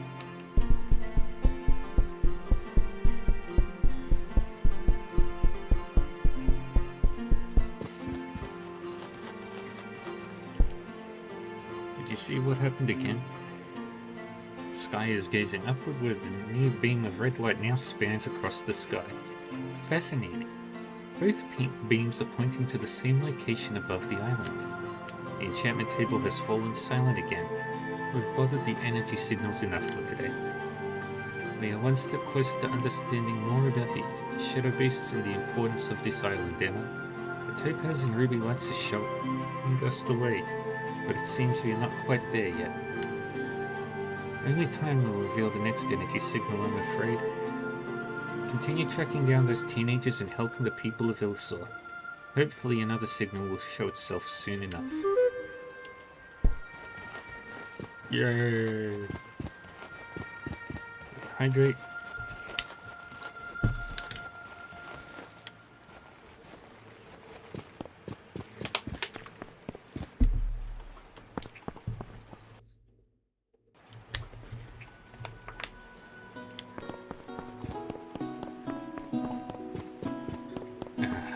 Water. Filthy, disgusting water.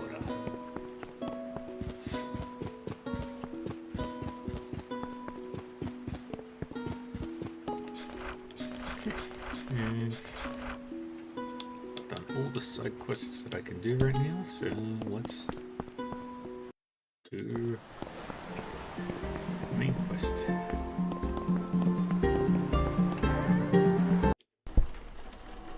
I'd like to buy another sword. And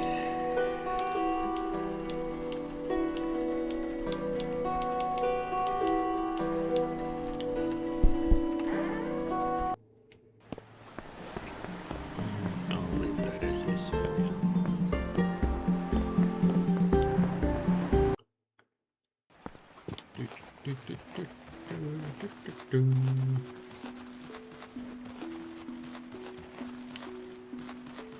And good drop off my raw materials.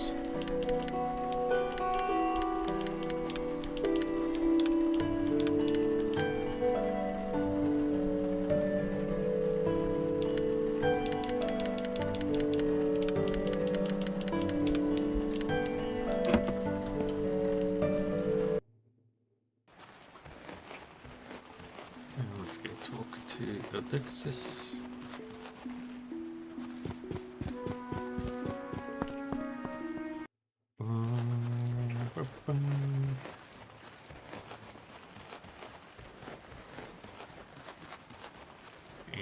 go.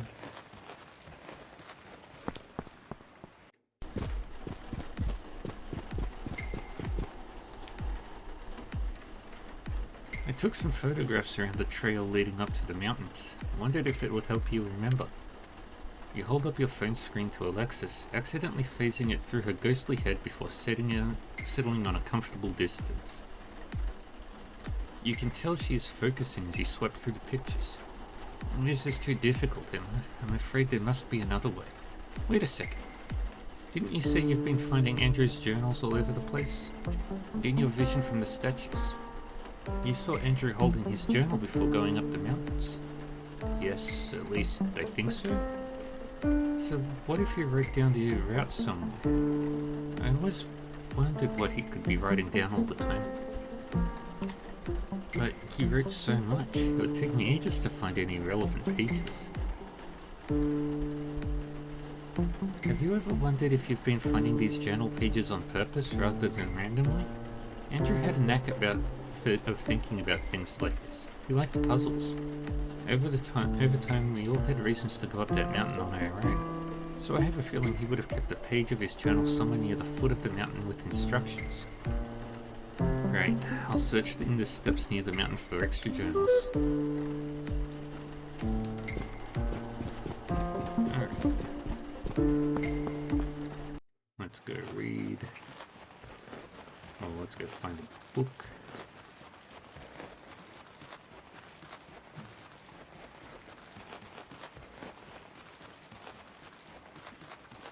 Let's look around.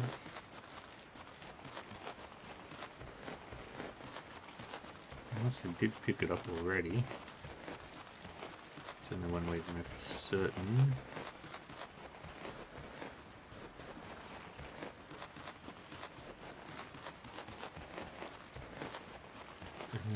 So we'll return back to the inn, because that's where I put all my Andrew's journals.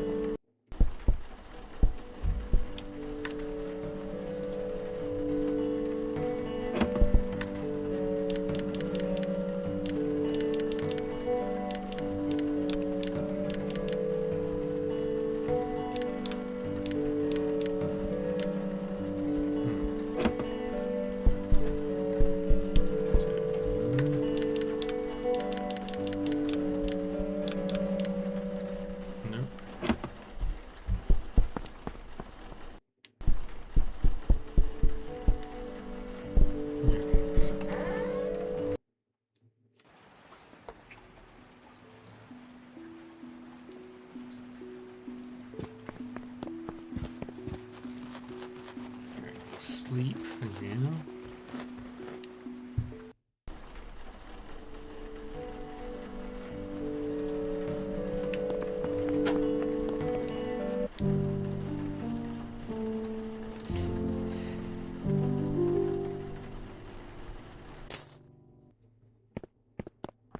Make some money.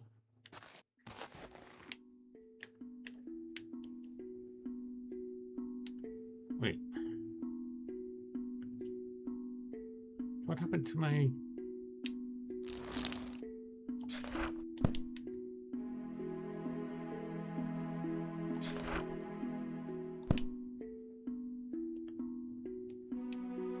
What happened to my sprinklers?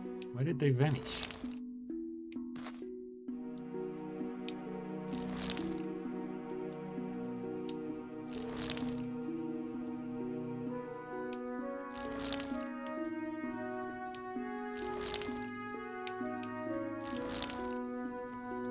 They shouldn't have vanished. Did they get stolen?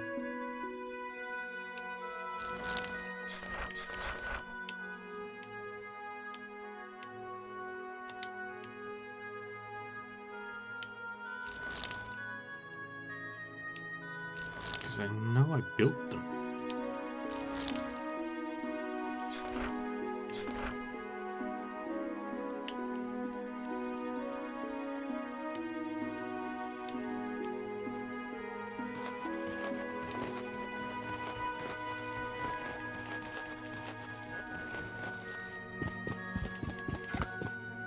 Alright, let's start climbing this mountain. First we've got to find the rock. Not the rock, the book.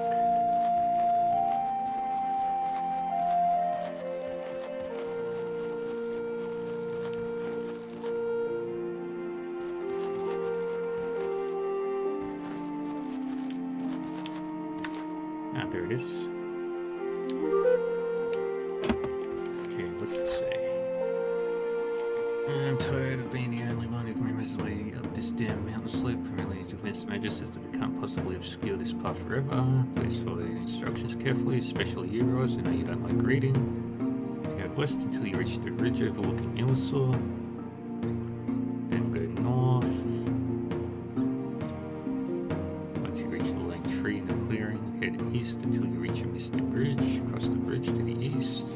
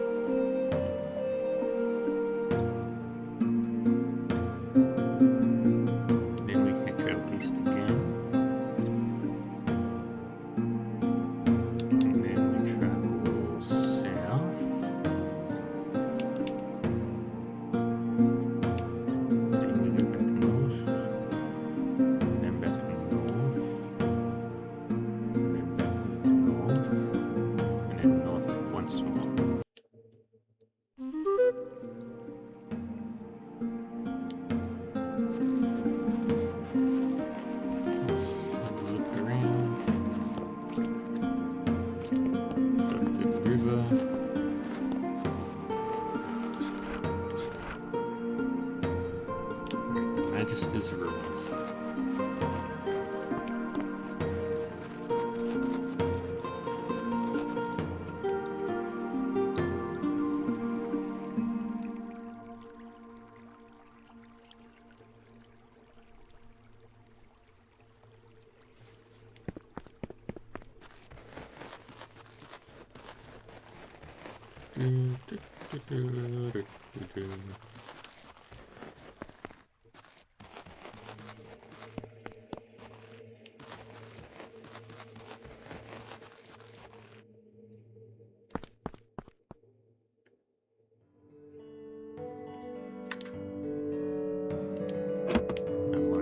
Diaries.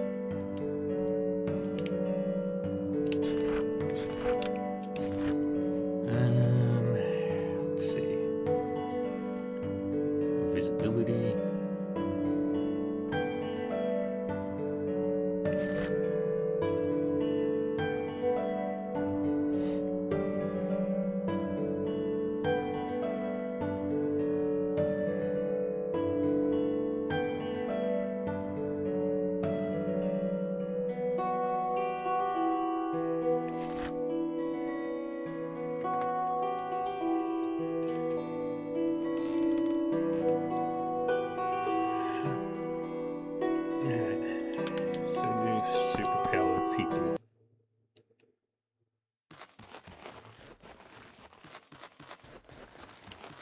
The teenagers got superpowers when they got teleported into this different world.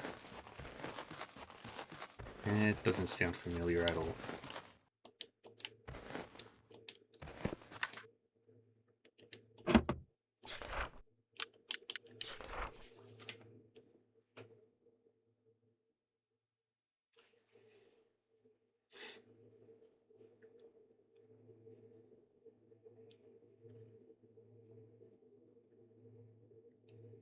And she can see magical entities.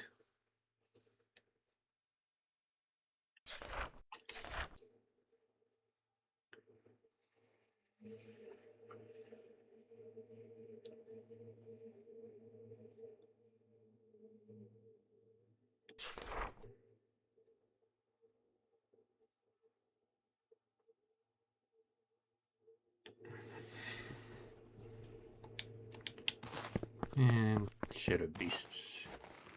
So one of the kids had the power of seeing the future, probably.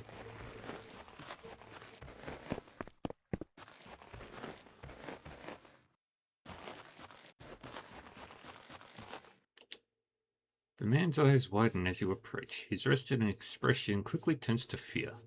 Who are you? How did you get here? Relax. I'm Emma. I've been searching for some teenagers and my journey leads me here. Teenagers? You mean Ross and James? Yes. Who are you and how do you know them? I am Magister Graham. He takes his glasses off and lets out a deep sigh. He no longer sees you as a threat. Posture check. We tried to help, but it wasn't enough. The shadow invasion of Illusaur. The Magisters saw it coming, but we were too late. By the time we arrived, they had the advantage. We lost a lot of good men that day. Graham collapses in on himself and is reduced to tears. Oh, wait. Those teenagers. They were with us. They got mixed up in all this chaos. The Magisters and I were convinced they were key in destroying the shadows once and for all. But something happened. I'm not sure what, but I haven't seen them since that day. They disappeared. What are Magisters? Graham sighs. The Magisters are a group of people who reside in the Illusaur Mountains. We studied the supernatural forces that flow through us and teach others to strengthen their relationship with those forces. When the teenagers arrived here, they had formed a strong relationship with these forces. They developed certain powers. Apart from Andrew, unfortunately. What powers did the teenagers have? James developed telekinesis, the power to move things with your mind. Gained quite a knack for it, in fact. I remember Andrew complaining that he was accidentally doing it in his sleep, making books fly around the room and such. Desmond had the power to read minds. It took him a while to realize this. For a long time he thought he was hearing voices in his own head and panicked. Rose had the power to see things that people otherwise didn't. She focused this ability on the plants around her and was able to brew tea with extraordinary effects. Andrew, he was the odd one out. He didn't have the connection. I'm finding pages from Andrew's journal around the place. If he didn't have a power, this might explain why he found the time to write. I was the one who actually told him to keep journaling. He lost momentum after a while, but he clearly needed it for his own mental health. I am hoping his journals will help me understand why I'm here too. Graham appears weary of the conversation. Enough questions for me. Plus, you haven't properly introduced yourself. Who are you exactly? What are you doing here?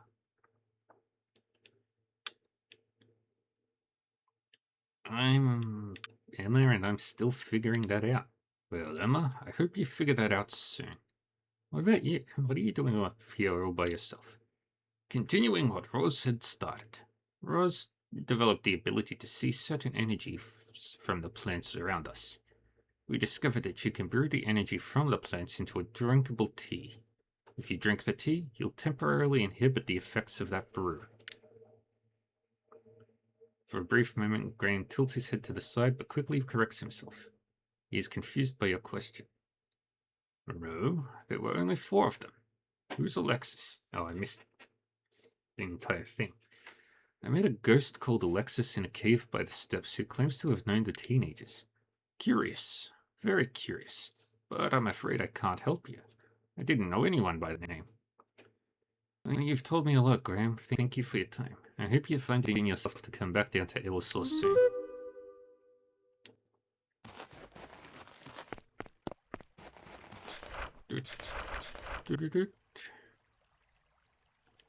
Then we go back to Alexis.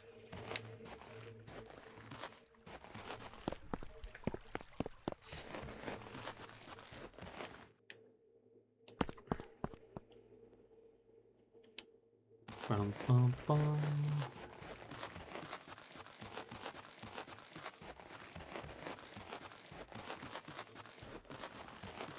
Running.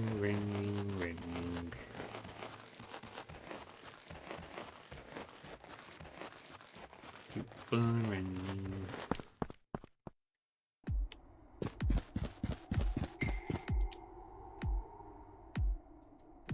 So, did you find a way up the mountains? I did. You were right. Andrew kept instructions hidden behind a rock, and I found a way up. What did you find up there? I met a magister by the name of Graham. He told me he knew your friends and that they had special abilities that could be used against the shadow beasts. He seemed particularly fond of Roz, who had the ability to brew special teas. You sense a flood of knowledge coming back to Alexis. Her eyes widen and her lips tremble as he spoke those last words.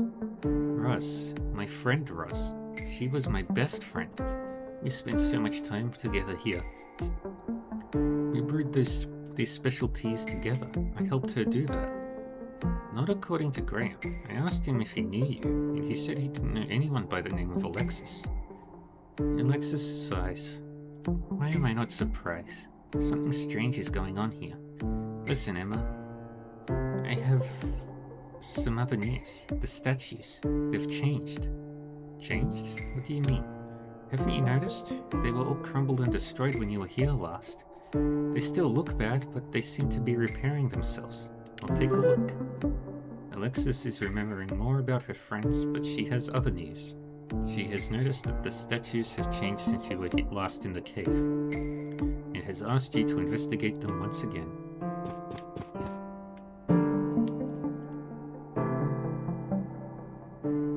You reach your hand out to the statue whilst a new vision engulfs you. You grip the stone to steady yourself.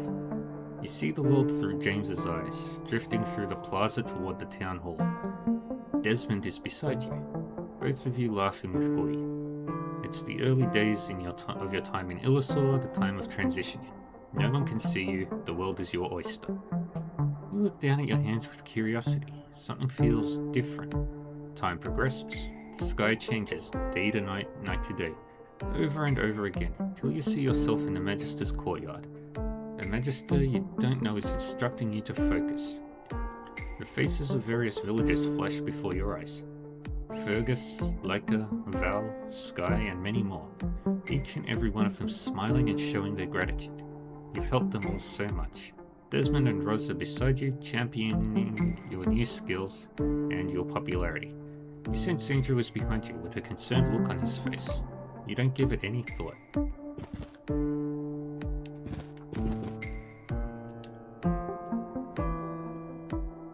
You reach your hand out to the statue whilst a new vision engulfs you. You're at the top of the mountain, near the area of the Magister's ruins. You put yourself in a state of focus and scan the area, and notice the shimmering aura within the air and the flora surrounding you. You look down and see yourself as Roz. The vision changes and you're standing next to Magister Graham. A set of equipment for brewing tea sits between you both, and a basket of various herbs and leaves nearby. You're both excited to experiment. The vision changes again and you're back in the plaza. A wooden card sits next to you as you prepare various teas for the villagers. People are happy and excited to see you. This feeling of being needed and welcomed becomes familiar to you. Suddenly, a cry is heard in the distance. A wretched, inhuman call that sends a panic through the central plaza. As Shadow Beast, you ask yourself. The vision swells and evaporates the moment it occurs, leaving you standing in the mysterious cave again.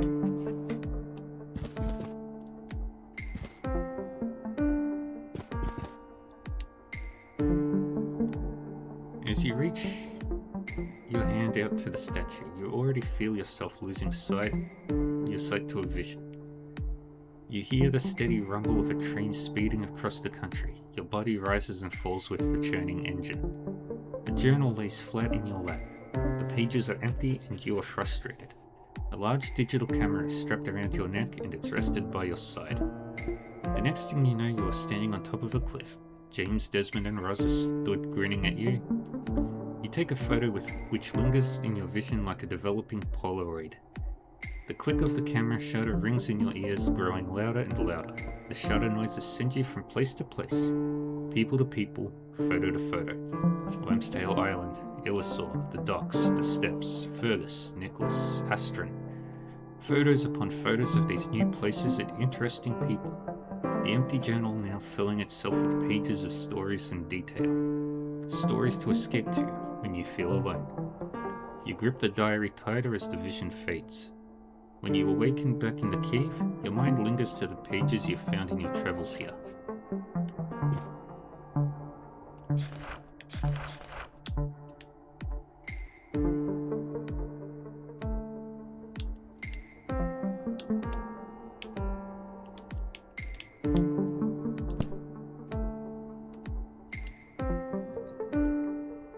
You reach your hand out to the statue, you welcome a new vision.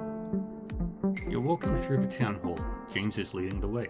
You have a slight headache, but it doesn't stop the excitement you both have in this new world. The vision takes no time in changing. You're sat on the beach in the Wormstail region, the island in prime view of the horizon. Andrew is sitting beside you. Both of you concerned for your headaches and the uncertainty that lies ahead in this place. You both stand up and take a stroll along the sand. It doesn't last long as you notice a strange object sticking out of the sand. It's a bit of plastic. You're convinced it's part of a surfboard. You and Andrew look at each other, confused. How did this get here? The vision changes again. You're with the Magisters now. Elated with the discovery you've made. The cause of your headaches. It's an ability, just like James and Roz. As you walk away from the Magisters, you cross Andrew and smile at him, but you are left confused when he doesn't return it. The vision disappears and you find yourself back in the cave with Alexis.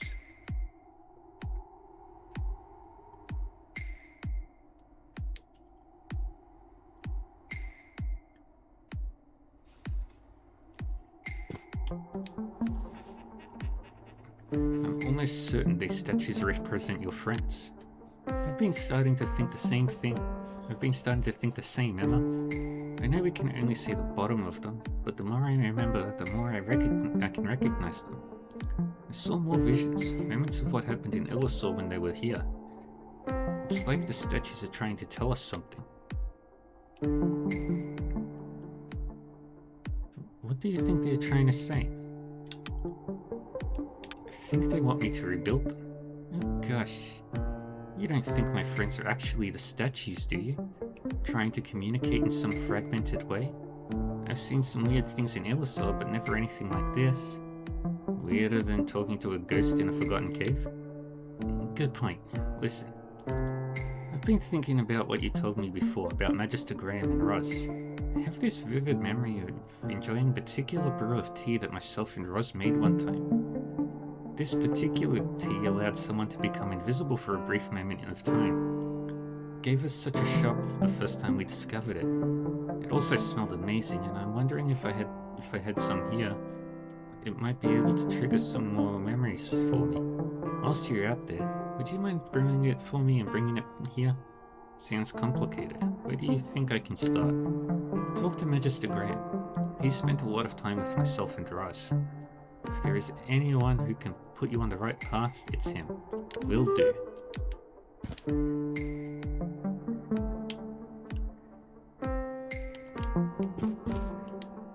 Okay.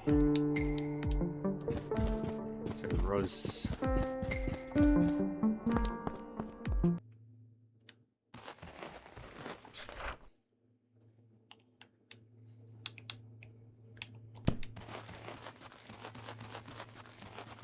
It is very different from the other ones. Andrew, I need to read all his diaries. Desmond, I need all of the artifacts. And James, I need to do all the quests. Back to the ruins.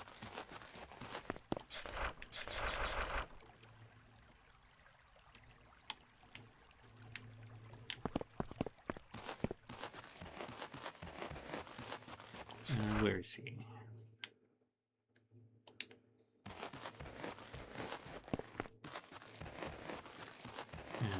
Is he upstairs?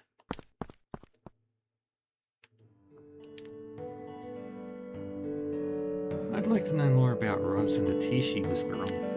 What do you want to know? I heard that she was able to brew a tea that made the drinker turn invisible. Do you know how to brew that? Emma, that is one of the things I've been trying to figure out during my time up here. Unfortunately, I don't know, but there is another thing that Roz discovered which I do know. What's that? Do you remember I told you that Roz had a special ability?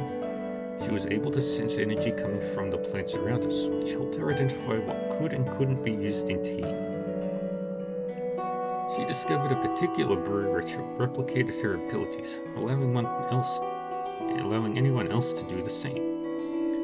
That sounds incredibly useful. Can I have some?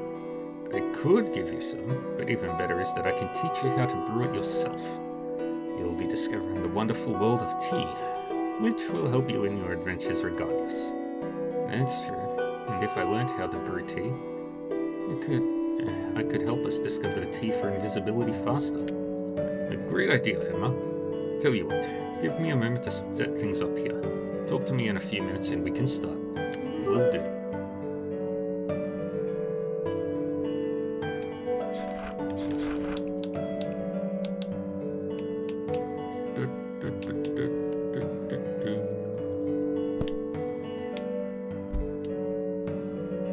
You mentioned brewing tea that can grant abilities. Is this something you can teach me? I don't see why not, Emma. I will admit that after the invasion and with Roz not here anymore, it has been awfully lonely. Perhaps having you can speed up my discoveries. I'm looking for a tea that can make you invisible. Do you know how to make that? Unfortunately, no. Roz discovered it right before they disappeared and didn't transfer the knowledge to anyone else. I'm afraid we'll need to discover it ourselves. Roz and her friends did spend a lot of time in Illusaur, though, so perhaps there may be clues out there. Okay, what do I need to know about brewing tea?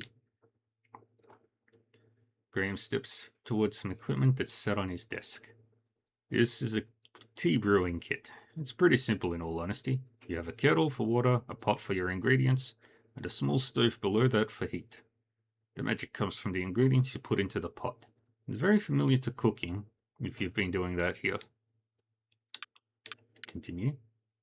As we don't know the ingredients for the tea, we don't have a recipe and we'll need to brew purely by discovery. Let's start simple. Take these basic Illusaurian tea leaves and brew them in the pot to make Illusaurian tea. It won't grant you any special abilities, but they will regain your health if you find yourself in trouble. Okay.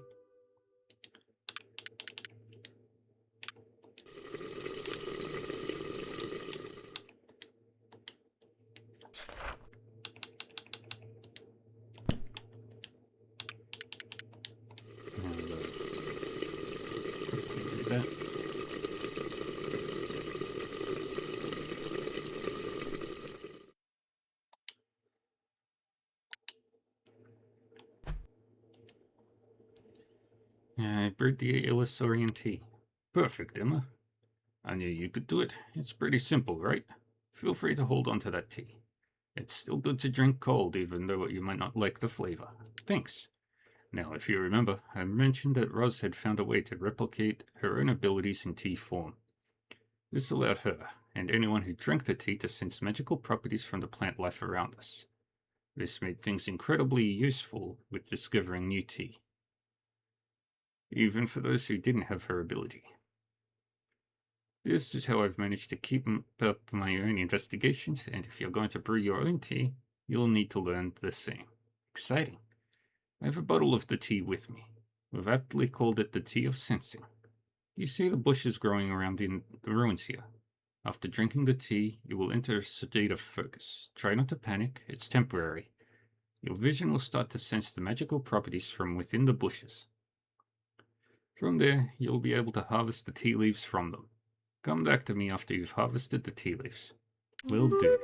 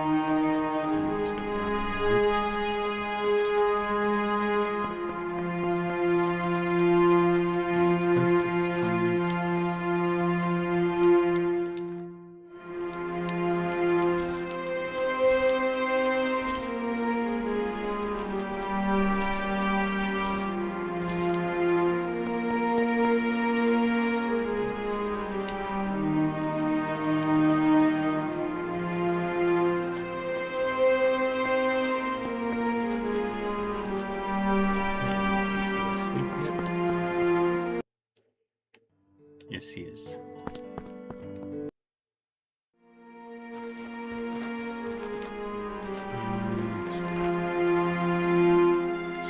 We'll wait until morning.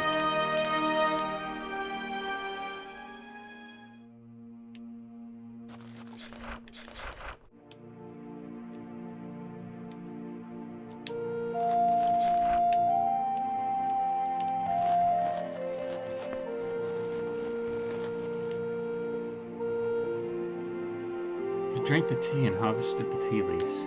Excellent. What did you think of the focus state? Awesome. It's very useful, isn't it? That's all there is to it. Remember to use the tea of sensing all over Illusaur to find new and interesting tea leaves. Feel free to brew more tea using the leaves you just gathered. The brewing kit will always be here for you to use. If you need more sensing tea, then just ask to see my stock. Thanks. Maybe with both of us brewing tea, we will rediscover the tea of invisibility that Roz famously created.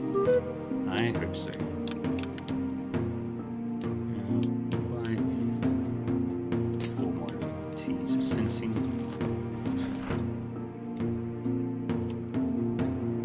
And now Astron has a quest for us.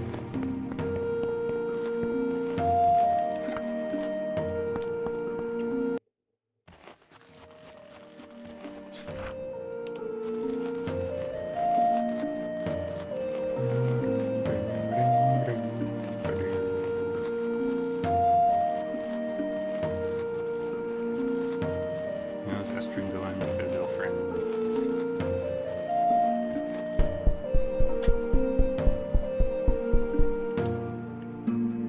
How are those lake fish doing, Astron? Not good, Emma. Not good at all.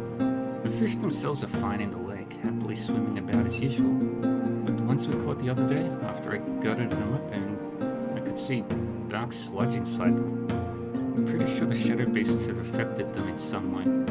I've placed them on the side inside the cabin. Do you mind taking a look too? I'd like a second opinion. Sure, I think I can take a look. Let's investigate the fish.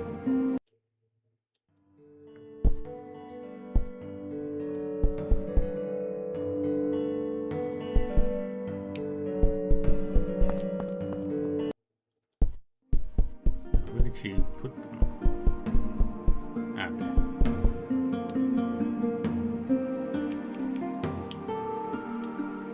There we go. As you bend down to look, you notice the dark shadow substance that Astron was concerned about. You recoil as it drips to the floor, narrowly missing the end of your foot, seeping into the wooden boards of the fishing dock. Whilst under the influence of the tea of sensing, you notice something else. An energy surrounds the fish and the substance within, similar to the kind of energy you can sense from the plants around you. You hesitate to investigate further. Perhaps Graham would know more.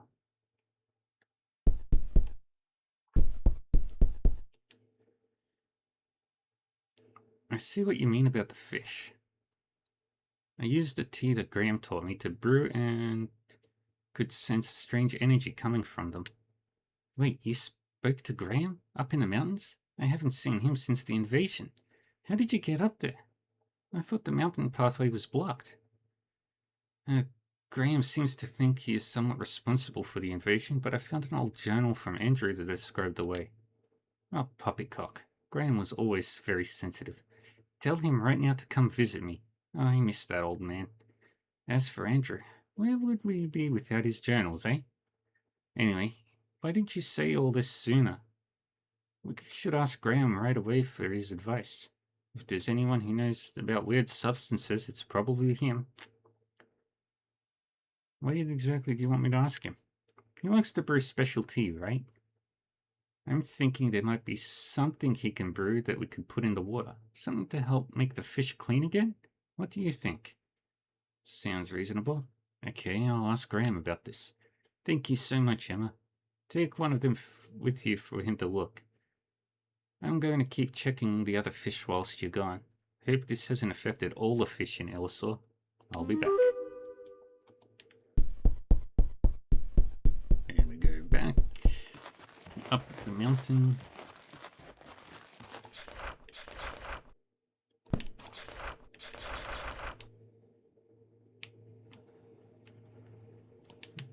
Back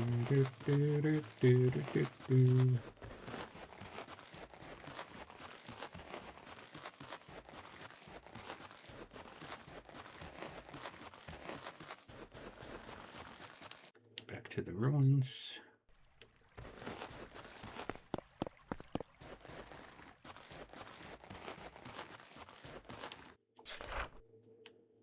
Now, where is Graham? He's over at the graveyard.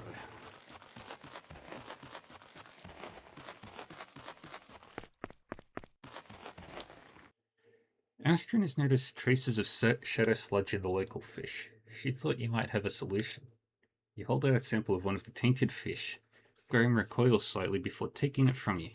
Ugh, tainted or not, I was never a fan of fish.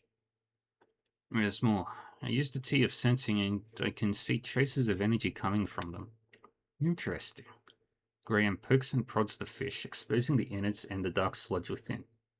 He straightens himself up, appearing deep in thought. Astrid had an idea that we could provide a liquid to put into the water to heal the fish. Yes, that's a good idea, but a risky one. If we discover something that would heal the fish, we need to be sure it won't affect anything else or contaminate the drinking water. Graham's eyes fall on the tea brewing kit nearby. In the meantime, we could try something that may give more light to the energy you sensed in this dark substance. You want me to brew more tea? Not exactly, Emma. I'm thinking we can extract the sludge from the fish by using the same equipment and containing it in liquid form. I'm improvising a bit here, but I think it could work. I will need to clean it thoroughly after, though. Okay, I'll broth the fish and see what happens.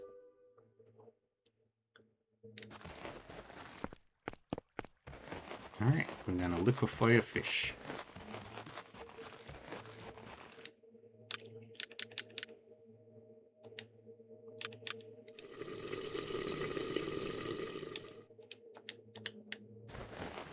And we got the tainted fish oil. I turned the fish into a broth. It looks disgusting. I never promised it would look or smell appetizing, Emma. Graham takes the broth and eyes it closely. He then takes a nearby cup of tea and sips it gently. His eyes widen as they trace over the broth. Perfect. It seems the energy you sensed before has transferred into this broth. I'm not suggesting you should drink it or anything, but it might give you a bit of boost when desperate. Thanks. I wonder if we can turn other fish into broth. But it's worth trying, Emma. This opens up more options for us, with tea or even food you can cook. Who knows? Maybe this is one of the things Roz figured out to brew the invisibility tea. I'll keep this in mind. Now, what about Astrid? Ah, yes. I was getting distracted, wasn't I? As I said before, finding something that will heal the fish but not be a further health risk to everyone will take some time. I will let you know when I have found something. I'll report back to Astrid. And we'll just fast travel.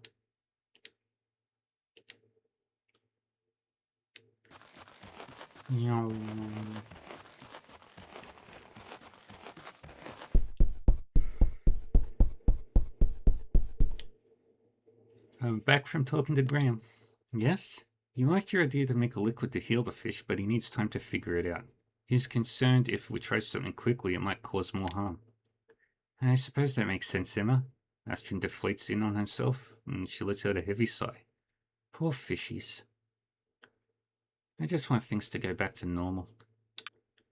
How are you holding up after all this time? Things haven't been the same for a while, Emma. Talking to Galea now definitely helps. But there used to be so many people visiting Illusor before the invasion. People loved fishing on the lake. I miss that. I'm trying my best to help where I can to get this place going again. Thank you, Emma, for all that you're doing. Well, let's wait and see, shall we? Let me know if Graham finds a solution. Or better yet, get him to come down here and tell me himself.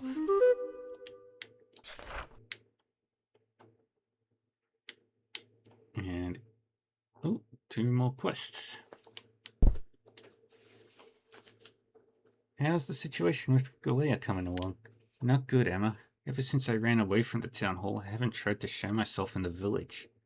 I'm back to square one. But I've decided I have to do something about it. Just a glimpse of her the other day sent tingles down my spine. It's just, would you be able to tell her how I feel for me? I can't keep being your messenger, Astron. I know, it's just this once, please. Okay, I'll let you know how she responds. Okay, we're gonna be a wing person. Oh boy. And Meryl also has a job for me.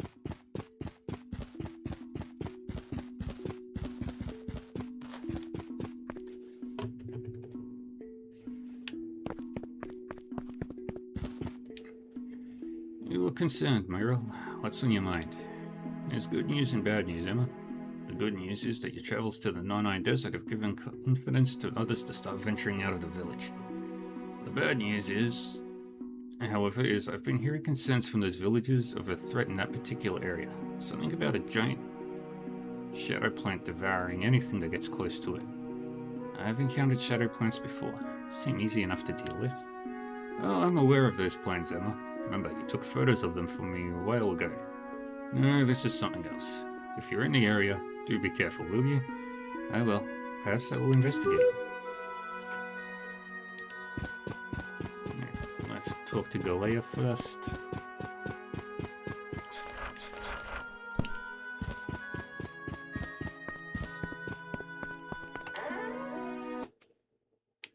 And I'm basically almost done with Act 2. I have something to tell you. Galea raises her brow, gives you her full attention. Yes, what is it? It's about Astron. The reason she was acting strange the other day is because she likes you. Astron, she... what? Galea's face turns a shade of pink as she processes what you just said. I mean, when you asked me about leaving the town hall and relaxing the other day, I just thought... never mind. Galea shifts her weight and rubs the back of her neck as she thinks. So, Astron, eh? Well, at least that explains why she's avoiding me all this time. Tell you what, I'm sure I can spend an hour or two out of the town hall. Tell her to come meet me at the Dancing Moon. And don't rush. I usually know when people are coming and going around here, so I know when she'll turn up. Eventually. Sounds great. I'll tell Astron. Let's hope their date goes adequately.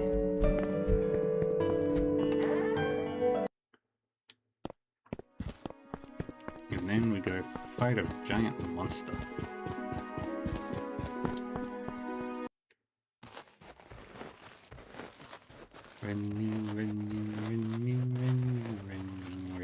Running.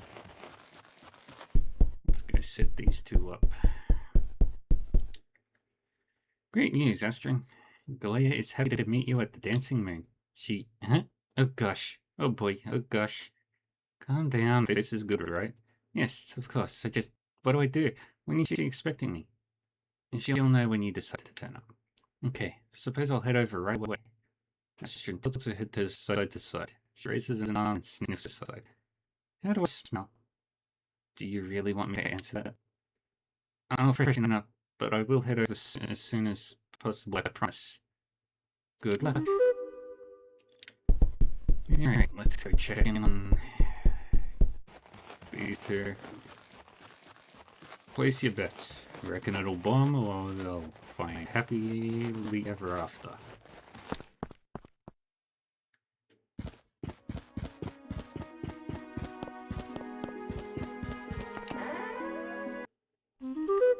The next time you visit Dancing Moon, you notice both Astron and Galea talking quietly at one of the tables toward the back of the room. Astron is telling something to Galea in her usual animated way. Galea listens politely while nursing a pint of ale. After a moment, Galea gets up from her seat and wanders over to Fergus at the bar. You notice a bounce in her step, unable to tell if she's happy or just tipsy from the drink. Sitting alone, Astron perks up as she notices you standing by the door and gives you a large grin with a thumbs up. You nod back to her, unwilling to interrupt their time together. You continue going about your day, content that Astrian has finally plucked up the courage to visit Illusaur and talk to Galea, and the fact that Galea has started to relax around her duties at the town hall. Alright, now let's go fight the monster.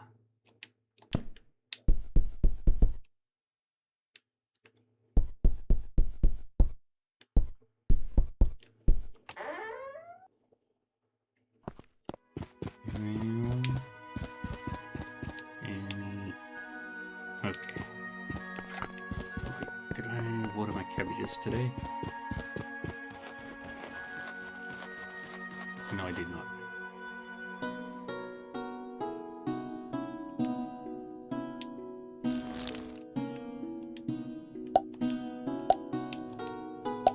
I've got to harvest all of my cabbages.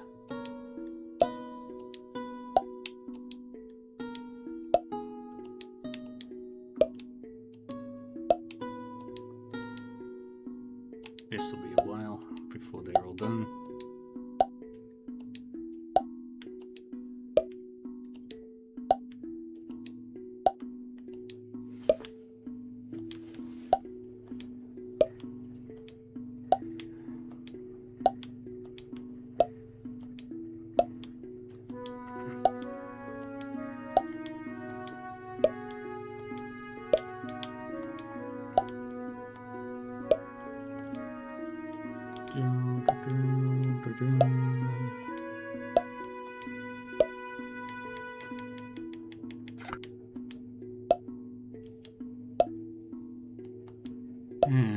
This is gonna take forever.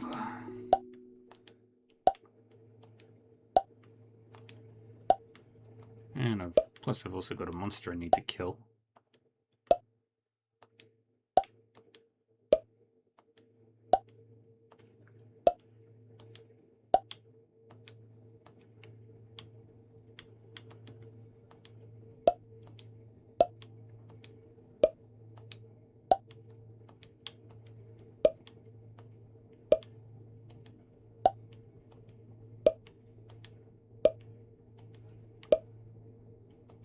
And bum, bum, bum, bum.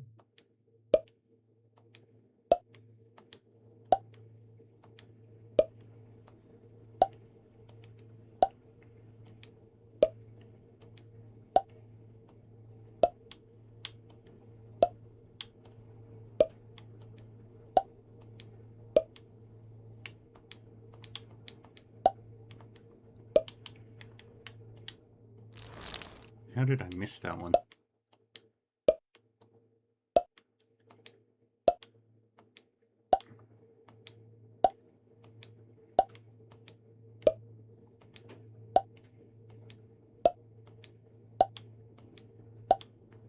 Keep harvesting.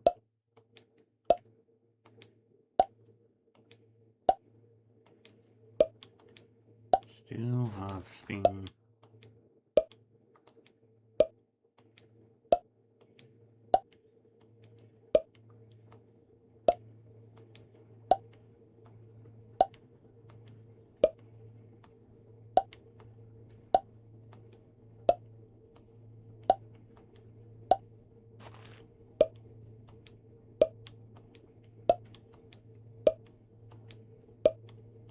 Nearly done.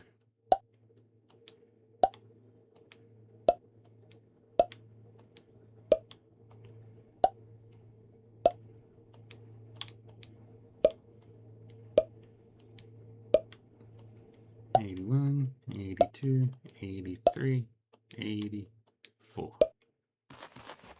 Okay, now we can sell all my cabbages.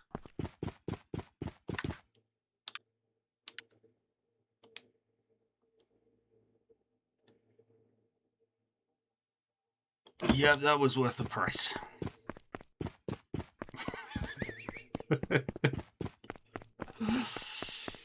No, that was worth the cost and a half. Okay, to the Nanai Desert. Switch to... Alright, now we'll go fight the monsters that exist.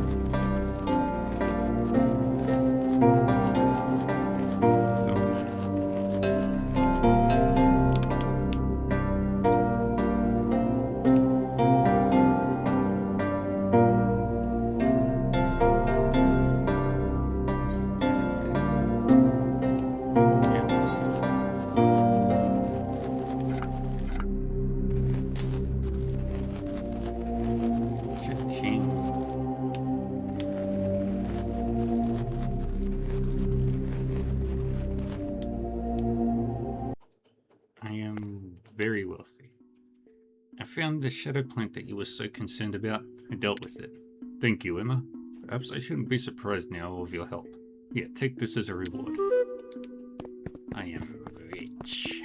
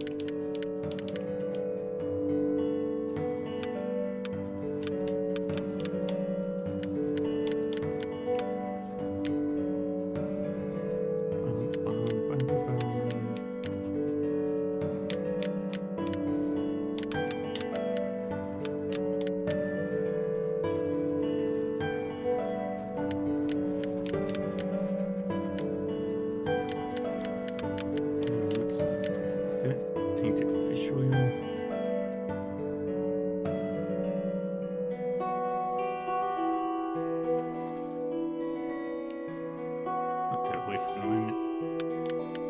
Actually, put the water away.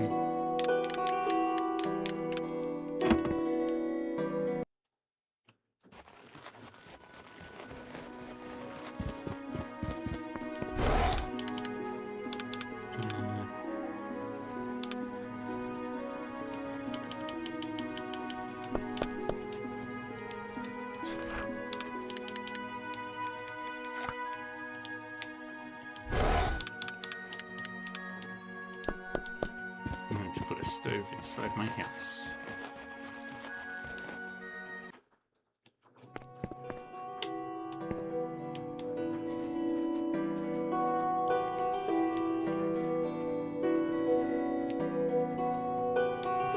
Put it against this wall here.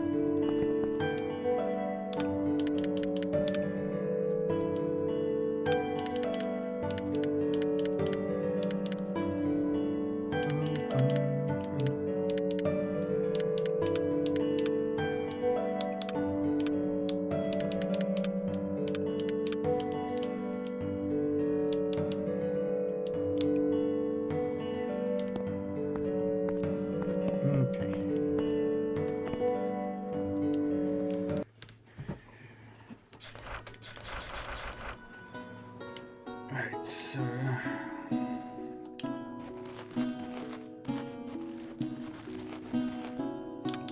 this is where we'll call it for today.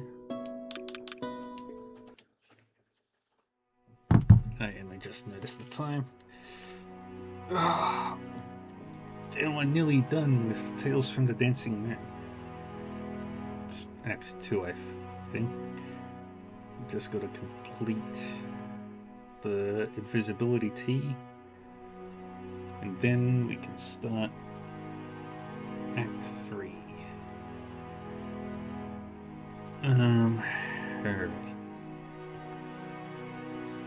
But that's, yeah, so that's going to be all from today. I will be back later tonight with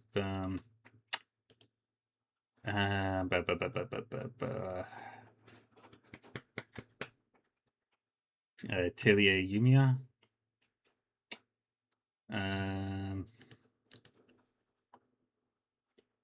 We're going to go raid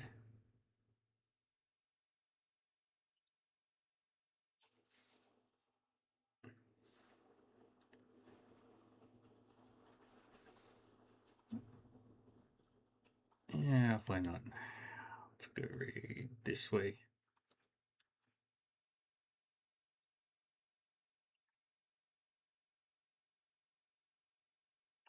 No.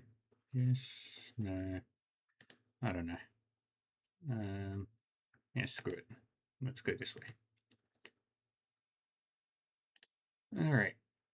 Well, take care of yourselves, everybody. Thank you all for joining me. I appreciate you all. Stay safe, stay happy, and stay healthy.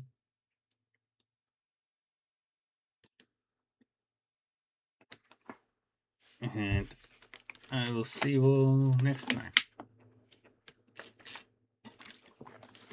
My next stream will be in roughly 4-ish hours. We'll be playing some more Atelier Yumiya.